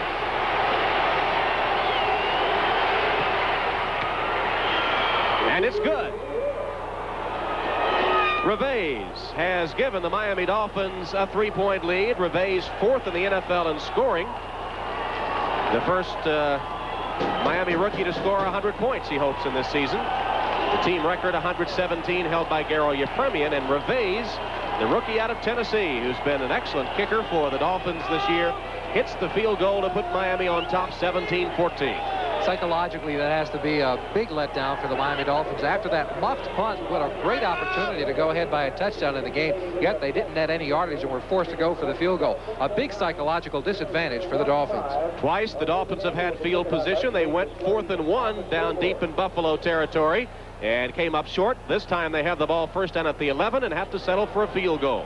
Other scores, that crucial AFC Eastern Division matchup has the Jets still on top. Chicago rolling to its 12th consecutive victory, and Washington leading Pittsburgh by 10. Cleveland continues to roll over Cincinnati. And it is Houston, although San Diego's gotten a bit closer. Detroit leading Tampa Bay. That's a third quarter score, and New Orleans by 10 in the third over the Minnesota Vikings. So an update on all the scores from around the National Football League, and the Jets tied with the Patriots for first place in the AFC East, leading at the moment. Miami with a win here today, they can have no worse than a tie for second. Reve's ready to kick it. Taken by Steele to the 15. Lost his footing for a moment, cuts upfield. Steele with a good return out to the 32-yard line. So now let's go to NFL 85 for a score update. Here's Ahmad Rashad. All right, Tom Hammond. Dan Fouts in Houston goes to the resourceful Lionel Littletrain James. Watch this great catch and an even better run. 67-yard touchdown, but the Oilers have come right back. They've added a field goal. The score is 20-14, third quarter. All right, Ahmad, thank you. They probably have a fire lit sitting around it there at NFL 85. We're shivering here at Rich Stadium. There was a face mask penalty on the last play, so Buffalo gets a little bit more out of it. Let's watch the replay and pick it up. Here's a face mask call. Steele's coming up the middle, and let's see, it looks like it's going to be the man from the back, not Joe Carter, number 23, but number 28, Don McNeil, with the infraction. Steele sang the national anthem before the game today and kind of got Buffalo fired up before the opening kickoff. From their 37. Matheson on a look-in, completes it to Butler, into Miami territory, down to the 45-yard line. Judson the quarterback, but Butler beat him once again. Matheson is picking apart the secondary of the Miami Dolphins. As we said earlier, 27th in the league in total defense. And in talking to some of the coaches before the game, they've been saying that there's been breakdowns by the Dolphins mentally in different individual situations. This is a team that was in the Super Bowl last year. However, as you see here, Judson getting beat across the middle for an 18-yard pickup. In Butler, that short passing game still working for the Buffalo Bills. First down Bills in Miami territory. They're at the 45-yard line. Bell tries to get outside and can't. Blackwood spinning him down. Got help from Mike Charles, who came out from the nose tackle spot in a hurry to shut off the outside play. 35 seconds remaining in the third quarter of play. The Buffalo defensive coaches huddling with their squad over there, and the Buffalo defense has played well here in the third quarter. Second down, 7 yards to go after the 3-yard run by Bell. Just 20 seconds remaining in the third quarter. Matheson has done very well at quarterback in his third start for the Bills. Cribbs and Bell, the setbacks. No snap, premature movement. It'll cost the Bills 5 yards. What happened there, Jimmy? It seems that Matheson was confused about the snap count and took a step back before Will Grant, the center, was ready to snap the football. Will Grant, 8-year veteran from the University of Kentucky. Number 7, offense. In charge of the penalty of Matheson. See, Matheson thinks that the snap is going to come back, and Will Grant is thinking, well, we're on a different snap count here. He steps back, and that's illegal motion on number 7, Matheson. He says, that's all right, fellas, we'll get it back. He holds his hand up like a veteran already. None of the other offensive players moved either, so Matheson must have been the one that sort of muffed the count. And with that, the third quarter comes to an end. That's the end of the third quarter. The Dolphins 17, the Bills 14. We'll be back after this message from your local station. Part of the fourth quarter at Rich Stadium with the Miami Dolphins leading the Buffalo Bills 17-14. And in that crucial AFC Eastern Division game, the Jets now up by 10 over the Patriots 13-3. We'll show you the Jets' latest score from NFL 85 in just a moment. 2nd and 12 for the Buffalo Bills, now going against the wind. Matheson's pass batted in the air. It falls incomplete. He had Bell open in the flat. The ball knocked down. Now let's go to Bob Costas at NFL 85 to see how the Jets scored. That's intended for Bell. Well, Tom, the Patriots were driving and appeared to be about to take the lead till Irving Fryer fumbled at the 2. Moments later, Ken O'Brien to the air. Wesley Walker is all alone, and he burns his way to an 88-yard touchdown. What a turnaround. Jets by 10, as you said. Tom? All right, thank you, Bob. Here, Miami with a 3-point lead over the Buffalo Bills. Buffalo with a 3rd and 12 coming up, with the ball spotted at the 48-yard line of the Miami Dolphins. And in the opening seconds of the fourth quarter of play, shotgun formation for Matheson. Double wide receivers to the left. Chased out of the pocket. And flags fly as Burkett was the intended receiver. That looks like a pass interference call against Moyer, the linebacker. Burkett, the rookie from Jackson State, on a short route. I don't know if he had enough for the first down even. Number 54, defense. Automatic first down. It is Moyer called for interference. Number 54, Alex Moyer, is the guy the Dolphins put into the football game in passing situations. There you see him at the bottom of the screen making a reaction towards the ball. He tries to get out of the way of number 85, Burkett. Saw the football at the last minute and unavoidably got called for the pass interference call. Good pictures by producer Steve Dans, director Andy Rosenberg, and our entire NBC crew from Rich Stadium in Orchard Park, New York. Bell made a counter move one way, came the other way, stopped shy of the 30-yard line. Mark Brown, the linebacker, Glenn Blackwood, the strong safety, combining for the tackle. We mentioned earlier, Tom, that the Dolphin defense 27th in the league, a team that was at the Super Bowl a year ago, and they're blaming it on the problems they have had mentally. They've simplified their defense, trying to make it easier for people like Hugh Green, who just came over from Tampa Bay a couple of weeks ago, and the young linebacking core. But mental mistakes from a different player on each particular play has caused the Miami Dolphin defense to suffer over the past 6 or 7 weeks of the season. Bell got 5 yards in the last play, 2nd and 5 for Buffalo. Ball at the 30 of Miami. Fake to Bell. Matheson being chased. And he'll be sacked back at the 40-yard line. Charles finally was able to run him down. Mac Moore also in there on the hit, but there's Charles, the 3-year veteran from Syracuse. The Dolphins are taking advantage of the mismatch with Mike Charles, a 285-pound nose tackle, against Will Grant, a 225-pound center. On that particular play, Matheson was told to go ahead and try and hang on to the football if he did not have a clear-cut decision. That's what he has done well. Yes, he took a sack, pushes him back to the 41-yard line, but he does not make the big mistake and throw the interception. The Buffalo Bills have certainly improved in the sack department against Houston a couple of weeks ago. Matheson was sacked, what, 8 times? Yes, he was. 8 times on the day, but again, they've told him to hang on to that ball unless he has something to throw to. 3rd and 15, as you see, for the Buffalo Bills. Ball just shy of the Miami 40. Matheson delivers it quickly. It'll be short of the first down, complete to Burkett, but he didn't quite get enough yardage for the first down. Blackwood covered him at that point. It'll set up a 4th down situation and a decision for Hank Bullock. Well, they would have to kick against the wind here in this situation. It would probably be about a 46-yard field goal, and it looks like he's going to go ahead and give it a try.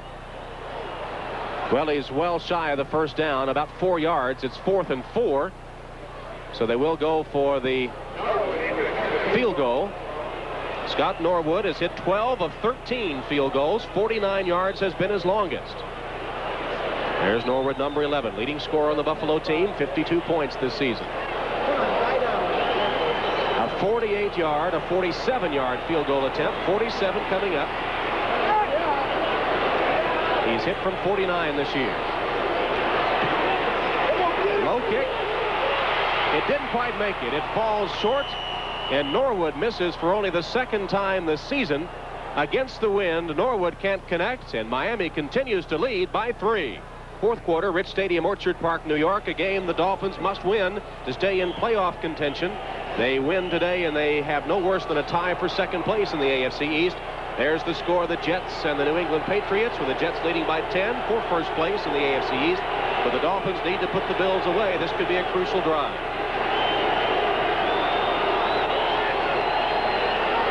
Marino fires complete to Clayton to the 40 and out of bounds. It'll be a Dolphin first down. Lawrence Johnson on the coverage. 12-yard gain.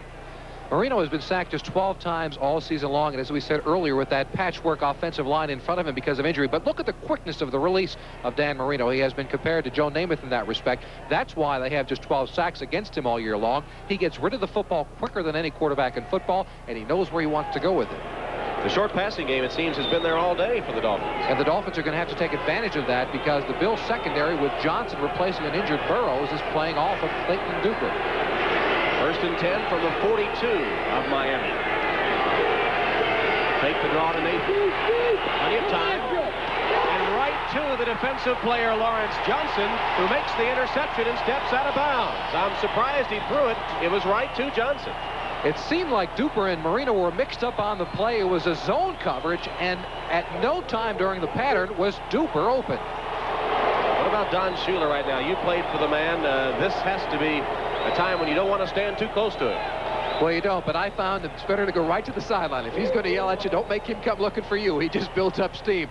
Here's the play once again. Watch this. Duper is not open at any time during the pattern. A nice play by Johnson. We said earlier they're going to try to pick on him because he's in. And sure enough, the very next play, no sooner was it out of my mouth than he comes up with the biggest play for the Bills all afternoon. 1st and 10, Buffalo from their own 40. They trail by 3. Matheson.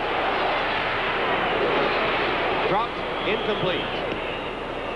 Intended for Pete Metzlars, one of the tight ends. It would have been a short gain at best. And Metzlars, as he goes up to get it, does not come down with the ball. And Shula is discussing right now the play with Marino and Duper.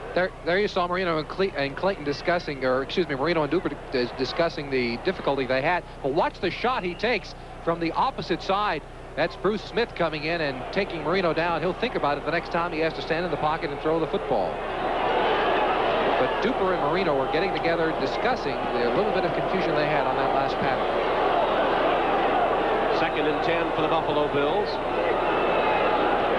Ramsden in motion. Bell on the run. Breaks free and comes up to the 48-yard line. Good gain that time on the run. Hugh Green hanging on to Bell, takes him to the turf. However, he got about 8 yards on the play. Interesting call coming up now for the Buffalo Bills. 3rd and 2 in this situation with a scrambler like Matheson. I would look for them to try to put the ball up in the air and tell Matheson to take off with it if he gets some kind of daylight. Bell had an injured left leg, played only in the 4th quarter a week ago at Cleveland, had 0 yardage against Cleveland. The first time in 27 games he was held without a yard rushing.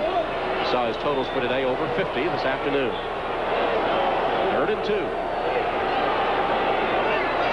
Cribbs in motion, comes the other way. Matheson across the middle, off the hand of Ramsden and incomplete. Ramsden was pretty well covered, and Matheson threw it into traffic. So now they face a 4th and 2. Jay Brophy in coverage for Miami. 4th and 2. You've got to punt it away even against the wind. Yeah, it's too early right now at this time in the football game. 11 minutes, 21 seconds left to go in the 4th quarter. They're down by just 3 points. And you've got to hope that your defense will hold, which they've been doing well in all day long, and get the football back. But to give it away right now and go for it on a 4th and 2 would be suicide for the Bills. The two highly touted punters today have been inconsistent. Generally kicking well with the wind, as you might expect, and not so good against it. He's against it right now as Kidd. You saw Vigorito deep for Miami. Kidd gets a good one against the wind this time. Hangs up there. Vigorito calls for a fair catch and makes it at about his own 19-yard line. So Miami backed up inside its 20. They'll have the ball when we come back. 11-13 to play, and the Dolphins lead by 3. For a look at the collegiate hoop scene on Al McGuire's preseason basketball special, highlighting the show Al's opinions and predictions on such topics as the 1986 Final Four, the 45-second clock, as well as a provocative interview with Indiana coach Bob Knight, plus a trip to the Basketball Hall of Fame. All coming up next Saturday, 1:30 Eastern, here on NBC Sports. Duper and Clayton with 8 catches collectively on the afternoon, and that is because the Bills are going to double team those people all day long. That's something the Dolphins have had to contend with all year long. They're going to have to throw the ball to people like Tony Nathan out of the backfield if they want to move down the field this afternoon. Here's Bennett. Finds running room and finally gets up for 1st down yardage. The play started slowly, but Bennett gathered momentum, and Martin Bayless, the free safety, has to tackle him before Bennett gets a gain of about 15 yards, make it 16 officially, and a 1st down. Woody Bennett, a former University of Miami football player, was with the Jets for a while and was cut by that team. A reclamation project by Don Shula has turned out to be a tough runner. Watch him lower his shoulder and try to run over Bayless for another couple of yards and a 1st down. Little Mark Duper even made sort of a screen block downfield. Well, he just chicken fight as a wide receiver. He overly blocked. He got in his way anyway. 1st down for the Dolphins at their own 34-yard line. Fighting for yardage up the middle is Tony Nathan. Not much there, a yard or 2. Guy Frazier, outside linebacker, makes the stop for Buffalo. Miami clinging to a 3-point lead, 17-14 here against the Buffalo Bills in a must-win situation for Miami. In the meantime, let's check the other scores from around the NFL this afternoon. It is Washington leading Pittsburgh at 3 Rivers, an upset in the making there with Schrader at quarterback. Houston playing in the Astrodome, leading San Diego by 6. 2nd down, 6 yards to go for the Dolphins. Marino completes the pass to Nathan, I think right at the 1st down marker, perhaps a little short. Romes made the stop. Let's see where they spot it. It'll be close to the 1st down, and they'll have to measure. Marino comes over to take a look. What about Don Shula this year? How has he been with this team? Has he been tough on them? Has he been easy on them? He's had a lot of problems, a lot of injury problems, some holdouts before the season. Well, the toughest I can ever remember Don Shula being was during an 11-0 stretch a year ago when the Dolphins won their first 11 football games. It seems that he's tougher on the players when things are going well. He slackens off slightly if it's possible for Don Shula to slacken off, which I don't think so, and you'll see they're going to come up a couple of inches short. Just a couple of inches to go, and that's a situation they wanted to stay away from. But now at 7-4, it's interesting. It's the same situation they were after 11 games last year. He is lighter on the players now than he was at a situation when they had won 11 straight. That's where consistency comes in. He never lets a team get too high, and he never lets a team get too low. Don Shula, one of the great coaches in NFL history, came into today's game with 249 wins to his credit. Winner of the AFC East 12 times in the last 16 years. He's been to 5 Super Bowls. 3rd and 1, actually 3rd in inches for the Dolphins here, operating from their own 43-yard line. Hardy from the wing goes in motion. In the give straight ahead and up for the first down. Nathan plows ahead and gets 2 or 3 yards. Jim Haslett holding on for dear life.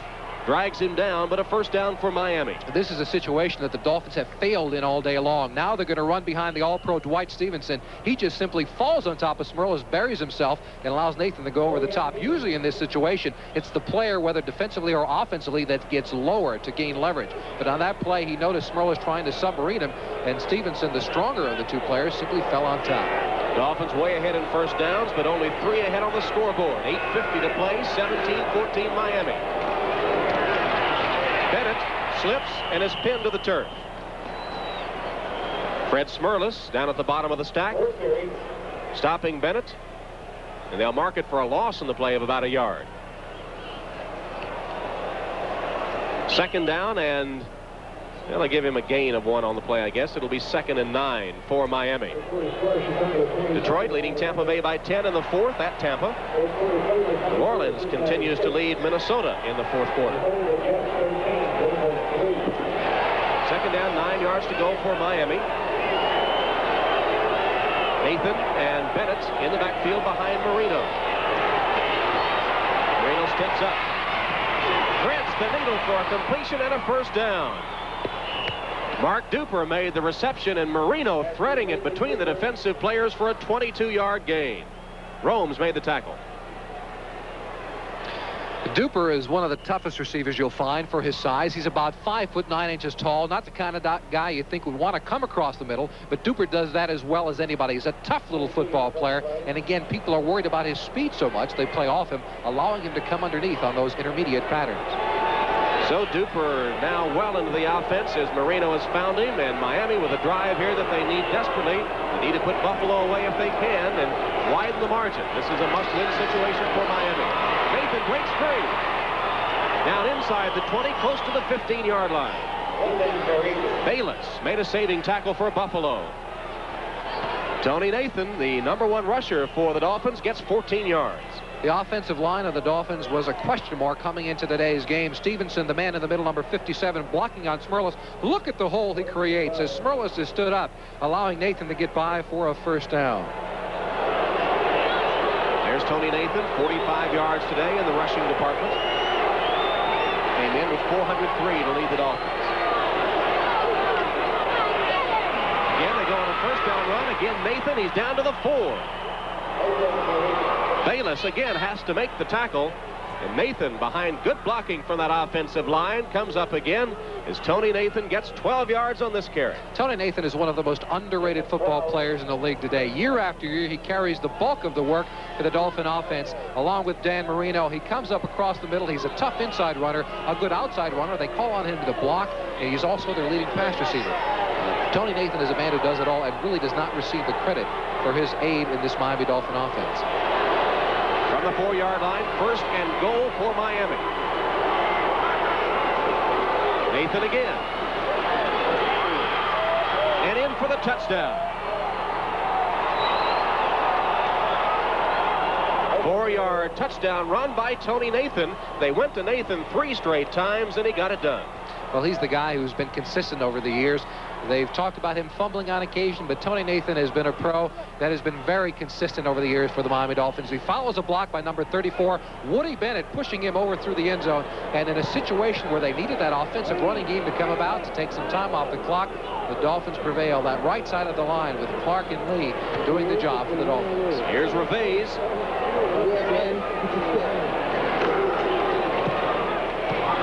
Hit the goal post. It came off. Reveiz missed it. He got kind of a wide snap.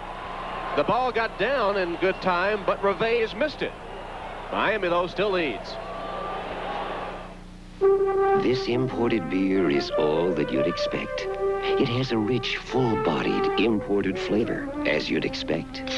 Full-bodied, imported flavor, as you'd expect. And a deep, golden color to match its quality taste, as you'd expect.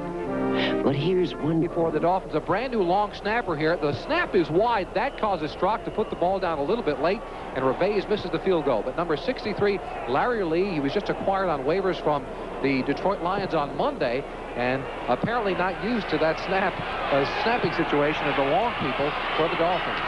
Wilson takes the kickoff by Reveiz and is hammered to the turf at the 20-yard line. Reveiz missing the extra point. He had hit 34 straight, had not missed this season before that one that hit the upright. Send line with a big hit for the Dolphins. Davenport was also downfield on the special teams. Here are the Jets, still leading by 10 over New England in that battle for first place in the AFC East. Chicago blanking Atlanta, rolling to the 12th straight win. Washington upsetting the Steelers in Pittsburgh, ahead by 7. Cleveland rolling over Cincinnati in the AFC Central. Houston, a winner so far over San Diego. They're in the 4th. Cribs in motion. Buffalo has it first down. Matheson, plenty of time. On the tip drill, it's taken for a complete pass. Bell in the right place at the right time. Got the carom off Butler and took it for a completed pass. Brophy and Brown defending for the Miami Dolphins, as it was the tip drill for the offense. Well, in the case of being good or lucky, I think I'd rather be lucky. In this situation, the Bills are in that particular situation. A pass that Matheson threw was a little bit wide on the play. A good play by number 51, Mark Brown. But Bell, as you said, in the right place at the right time. He was lucky on the occasion. Got a 5-yard gain out of it. 2nd and 5 for Buffalo. Clock approaches the 5-minute mark in the 4th quarter. Miami with the lead. Matheson threw it in triple coverage that time. He was lucky he didn't get it picked off. Ramson, the intended receiver. Brophy almost had it.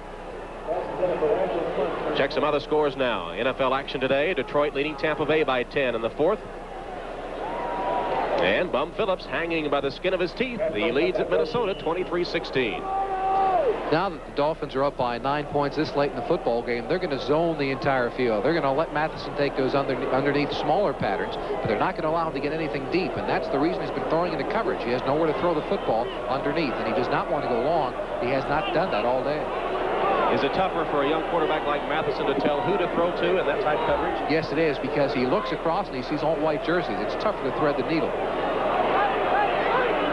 See the clock. Now in 5 minutes. Here's Matheson. Scrambles out of there with a run. He's got a first down and slides to the turf shy of the 40-yard line. Matheson again showing his running ability. Gets the Buffalo first down. Don McNeil pinned him. But Matheson several times today has scrambled. He had a couple of 17-yard scrambles in the first half. He scrambled on his 60-yard touchdown pass to Butler, and here he gains 13 yards. That was a situation where the Dolphins could have put the game out of reach for the Bills. A 3rd down and long yardage, and Matheson takes a busted play to go ahead and get the first down. The New England Patriots have come back with a touchdown. They now trail the Jets by 3 in the 4th quarter at the Meadowlands. Matheson on first down. Delivers a strike complete to Reed. Reed tackled at the 45-yard line of Buffalo. It'll be short of the first down. Hugh Green in coverage from an outside linebacker spot. The secondary of the Dolphins has been the Achilles heel of the team all year long. They have not performed well, as we said, 27th in the NFL. And here underneath, Matheson does a good job this time finding the open man in that zone. He threaded the needle on that occasion. 9-yard gain, 2nd and 1. Does he go for it all here? In this situation, yes, he might as well. He doesn't want to throw those long passes. He's had success with the shorter ball, but in 2nd and 1, why not? Matheson pumps and is sacked. He tried to get it in the flat to Bell with 2 white-shirted Dolphins out there smelling out the play. Hugh Green right there with that face plate in his helmet that protects his eyes after an auto accident he suffered in Tampa. But he's the man that gets credit for the sack. Indecision on Matheson's part here. Mike Pagel, the quarterback for the Indianapolis Colts a week ago, said that Hugh Green reminded him of Darth Vader with that face mask. And in that situation, I think Bruce Matheson probably agrees. 3rd sack of the day for the Miami Dolphins. That was a big one. Sets up a 3rd and 17 for the Buffalo Bills. And timeout taken by Buffalo. Matheson a little bit confused, and on a 3rd and 17 with only 3 minutes 17 seconds to go, he doesn't want to take any chances. On his left arm there you see the plays that Buffalo runs today, a list of the plays that he carries with him. Usually the Buffalo bench will signal in just a number to Matheson, and he looks on his wrist at that little list of the plays, and whatever number they give him corresponds to the play he will call. That's sort of an innovation, isn't it? It is an innovation. Usually they have to go through a very complex form of signals on the sideline to give him a formation and a particular play. This allows him to simply go to a number. They give him a very simple signal, and there's no way for an opposing team to go ahead and take the number off of his wristband, of course, unless they rip it off him. So it's a safer way to go ahead and get the plays into a game. It saves time, and it saves confusion. Next, we'll have the defense trying to steal that off the quarterback. They'll try to strip him. Sounds like a good idea, doesn't it? Don Shula pacing the sideline, and his Dolphins in command now, but desperately needing this win to stay in that race for the playoffs. Next Sunday, join NBC Sports as we continue our coverage of the NFL season. Most of you see either the division-leading Denver Broncos as they take on the Pittsburgh Steelers, or the interconference battle between the Cleveland Browns and the New York Giants, plus other regional action. Check your local listings for the game and time in your area, and start your day with NFL 85 and host Bob Costas. All here on NBC Sports. Matheson, after conferring on the sideline, ready for his 3rd and 17 situation.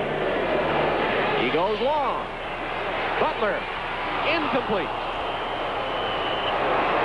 Butler just streaking downfield, drew double coverage. Matheson hung it up there, but Butler couldn't quite get to it. Here's the first final score of action this afternoon. Cleveland romping over Cincinnati 24-6. San Diego 28-27 has come from behind to take the lead over the Oilers in the Astrodome. Tim Spencer, a 15-yard run, the last score. And Detroit leading Tampa Bay, but the Buccaneers a little closer. James Wilder with a 6-yard run for the Bucs. Vigorito deep for Miami, punting situation. Kidd sends it downfield. Vigorito, fair catch, taken at the 32. 3 minutes 4 seconds remaining, and you would expect Miami now to try to go to that running game and control the clock. They'll try to control the game with Tony Nathan and Woody Bennett blocking for him, as they did on that last drive. Well, a good crowd here, over 50,000 at Rich Stadium today, but perhaps giving up a little early. It's 23-14, Miami leading, 3:04 to play, and perhaps a little chilly, going to try to warm up. We go out there in front of our booth for our on-camera position, and it is chilly out there. Jimmy Cefalo, you'd never guess he went to Penn State. He was shivering like a madman. The blue in my face was not makeup. It was simply a little bit of the cold. Hank Bullitt trying to rally his troops. Miami must control the ball now, let the clock run, and preserve that 9-point victory if they can. See the clock with 3:04. Give on the run to Bennett. Bennett gets some good yardage, about 9 yards on the play. Bennett really has run well today and has gotten a couple of key blocks on the afternoon. Don Shula has decided to go to the veteran running back core and Woody Bennett and Tony Nathan this late in the football game with just 2.5 minutes left to go. He doesn't want to risk a fumble, and these two players have more experience at getting down in this kind of a situation. Woody Bennett with 6 carries for 37 yards, but he has had a couple of nice blocks, including the touchdown run by Nathan. He had a good block. That's one of his strengths. He is really the H-back in the offense. Now, what that means is he's kind of like a second tight end, a great blocker, as a matter of fact. 2nd and 1 after the 9-yard gain on the last play as we approach the 2-minute warning. Nathan plows straight ahead and gets the first down. Haslett makes the stop for the Buffalo Bills, who are in danger of going 2-10 on the season here. They are competitive, though. Their record doesn't indicate that, but they are a competitive team. They very much so. They are competitive. As you see, Washington over Pittsburgh 30-20 in the fourth quarter for a number of reasons. Hank Bullock knows that next year he's going to take a look at these games when they were close. He's going to want to know who gave up, who quit on them, and the people who did will not be here as members of the Buffalo Bills next season. That's their incentive. Hank Bullock, of course, known as a tough taskmaster, a defensive coach. He was 28 years as an assistant before getting his first head coaching job. A 51-year-old native of Scranton, Pennsylvania, who took over an 0-4 team when Kay Stevenson was fired, and has earned the respect of his players. Buffalo taking that timeout. Dan Marino conferring with Don Strock on the right, and Don Shula in the center of the picture. Don Strock, the man who was in your picture there with a stocking cap on and a jacket, is actually a coach on the field. He has a lot to say about what plays are called in the huddle. Look at Marino's midsection there, number 13. That's because he has some lining in there so he can keep his hands warm. He can't wear those gloves we talked about earlier as the quarterback, but it's a lined pocket for him to keep his arms warm. I didn't think he gained that much weight. He's really a celebrity now, isn't he? 24 years old, but quite the darling of National Football League fans. Don Strock has had a lot to do with the development of Dan Marino. There you see Strock on the sideline. Now, he knows how to keep his arms warm, but Strock has kind of taken on the mode of a personal coach for Dan Marino. He tells him where to go with the football. He tells him what to look for, and he is taking the experience of people like Bob Greasy and the people before him and transferred it to Marino, and he's done very well with it. It's almost like a passing of the torch, isn't it, from one generation to another, although they're not that far apart. That's Woody Bennett on the carry as we come to the 2-minute warning. So we'll take a timeout here as we get the 2-minute warning, with Miami leading Buffalo by a score of 23 to see you in action today, Jimmy. He still thinks he's in Miami, as a matter of fact. Probably one of those guys that dogged you and Marino all around the Super Bowl last year, one of those celebrity hounds. Well, he's not going to get much of a tan here in Orchard Park this afternoon. Matheson has done a good job for the Bills today, though his team on the short end of the score, 23-14, as we come to the 2-minute warning. What about that Super Bowl last year with Marino? Weren't you his roommate? Yes, I was. Danny and I were roommates at the Super Bowl a year ago, and the notoriety that he has received is really amazing, and he handles it very well. Coming into the... there's a couple more Dolphin fans for you. I think a Bill fan on the right. Coming into the hotel last year in the Super Bowl, there were thousands of people trying to hound Danny, and he was very gracious. But a security guard grabbed him and tried to take him through another door to give him a little bit of peace and quiet. And I was with him, and we kept going through other doors and through a kitchen. I finally looked at Danny and said, "What am I doing to the kitchen? I'll meet you outside." And I simply said, "The heck with it," and met him in the car. Second down, 6 yards to go for the Dolphins. Ball right at midfield. Bennett gets the call and the carry and comes up for another Miami first down. Woody Bennett's having a great game today, carrying the ball and blocking. Lawrence Johnson making the stop for Buffalo. Woody Bennett, 7-year veteran out of the University of Miami. What a good game. He's as consistent a football player as you'll find in the NFL. He was, as I said earlier, released by the Jets, and Don Shula has taken him and converted him to a starting fullback. He runs with the ball very well. He doesn't fumble the ball often, and as I said earlier, he is a great blocker. They use him in that double tight end formation when necessary. First down for Miami. Jimmy, this is your first time to broadcast a Miami game since your retirement. Do you miss playing at all?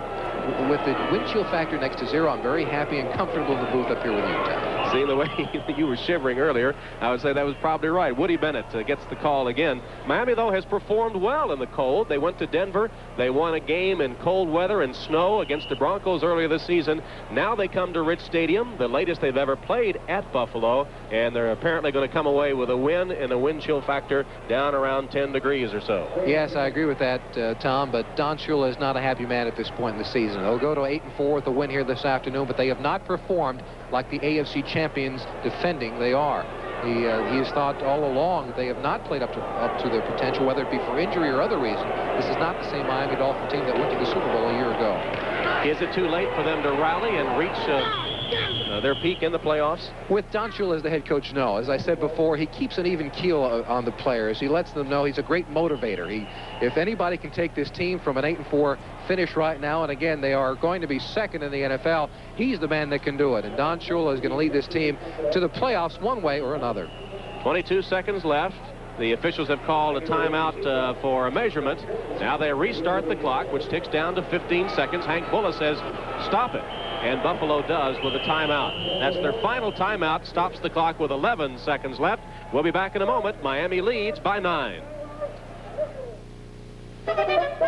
When you're dealing with higher volumes of information and need answers fast, you search everywhere for solutions, but find it hard to get on top of things. That's why IBM created the personal computer. Clock ticks down now from 10 seconds with Miami holding that 23-14 lead and on the verge of getting their 8th win of the season against 4 losses, and they'll be tied for second in the AFC East, regardless of the outcome of that New York Jet New England Patriots game. You see Romes congratulating Don Shula as Shula leaves the field, racking up victory number 250 in his NFL coaching career. So the Miami Dolphins come away with the victory and stay in the race in the AFC East. Now let's go for an NBC News update.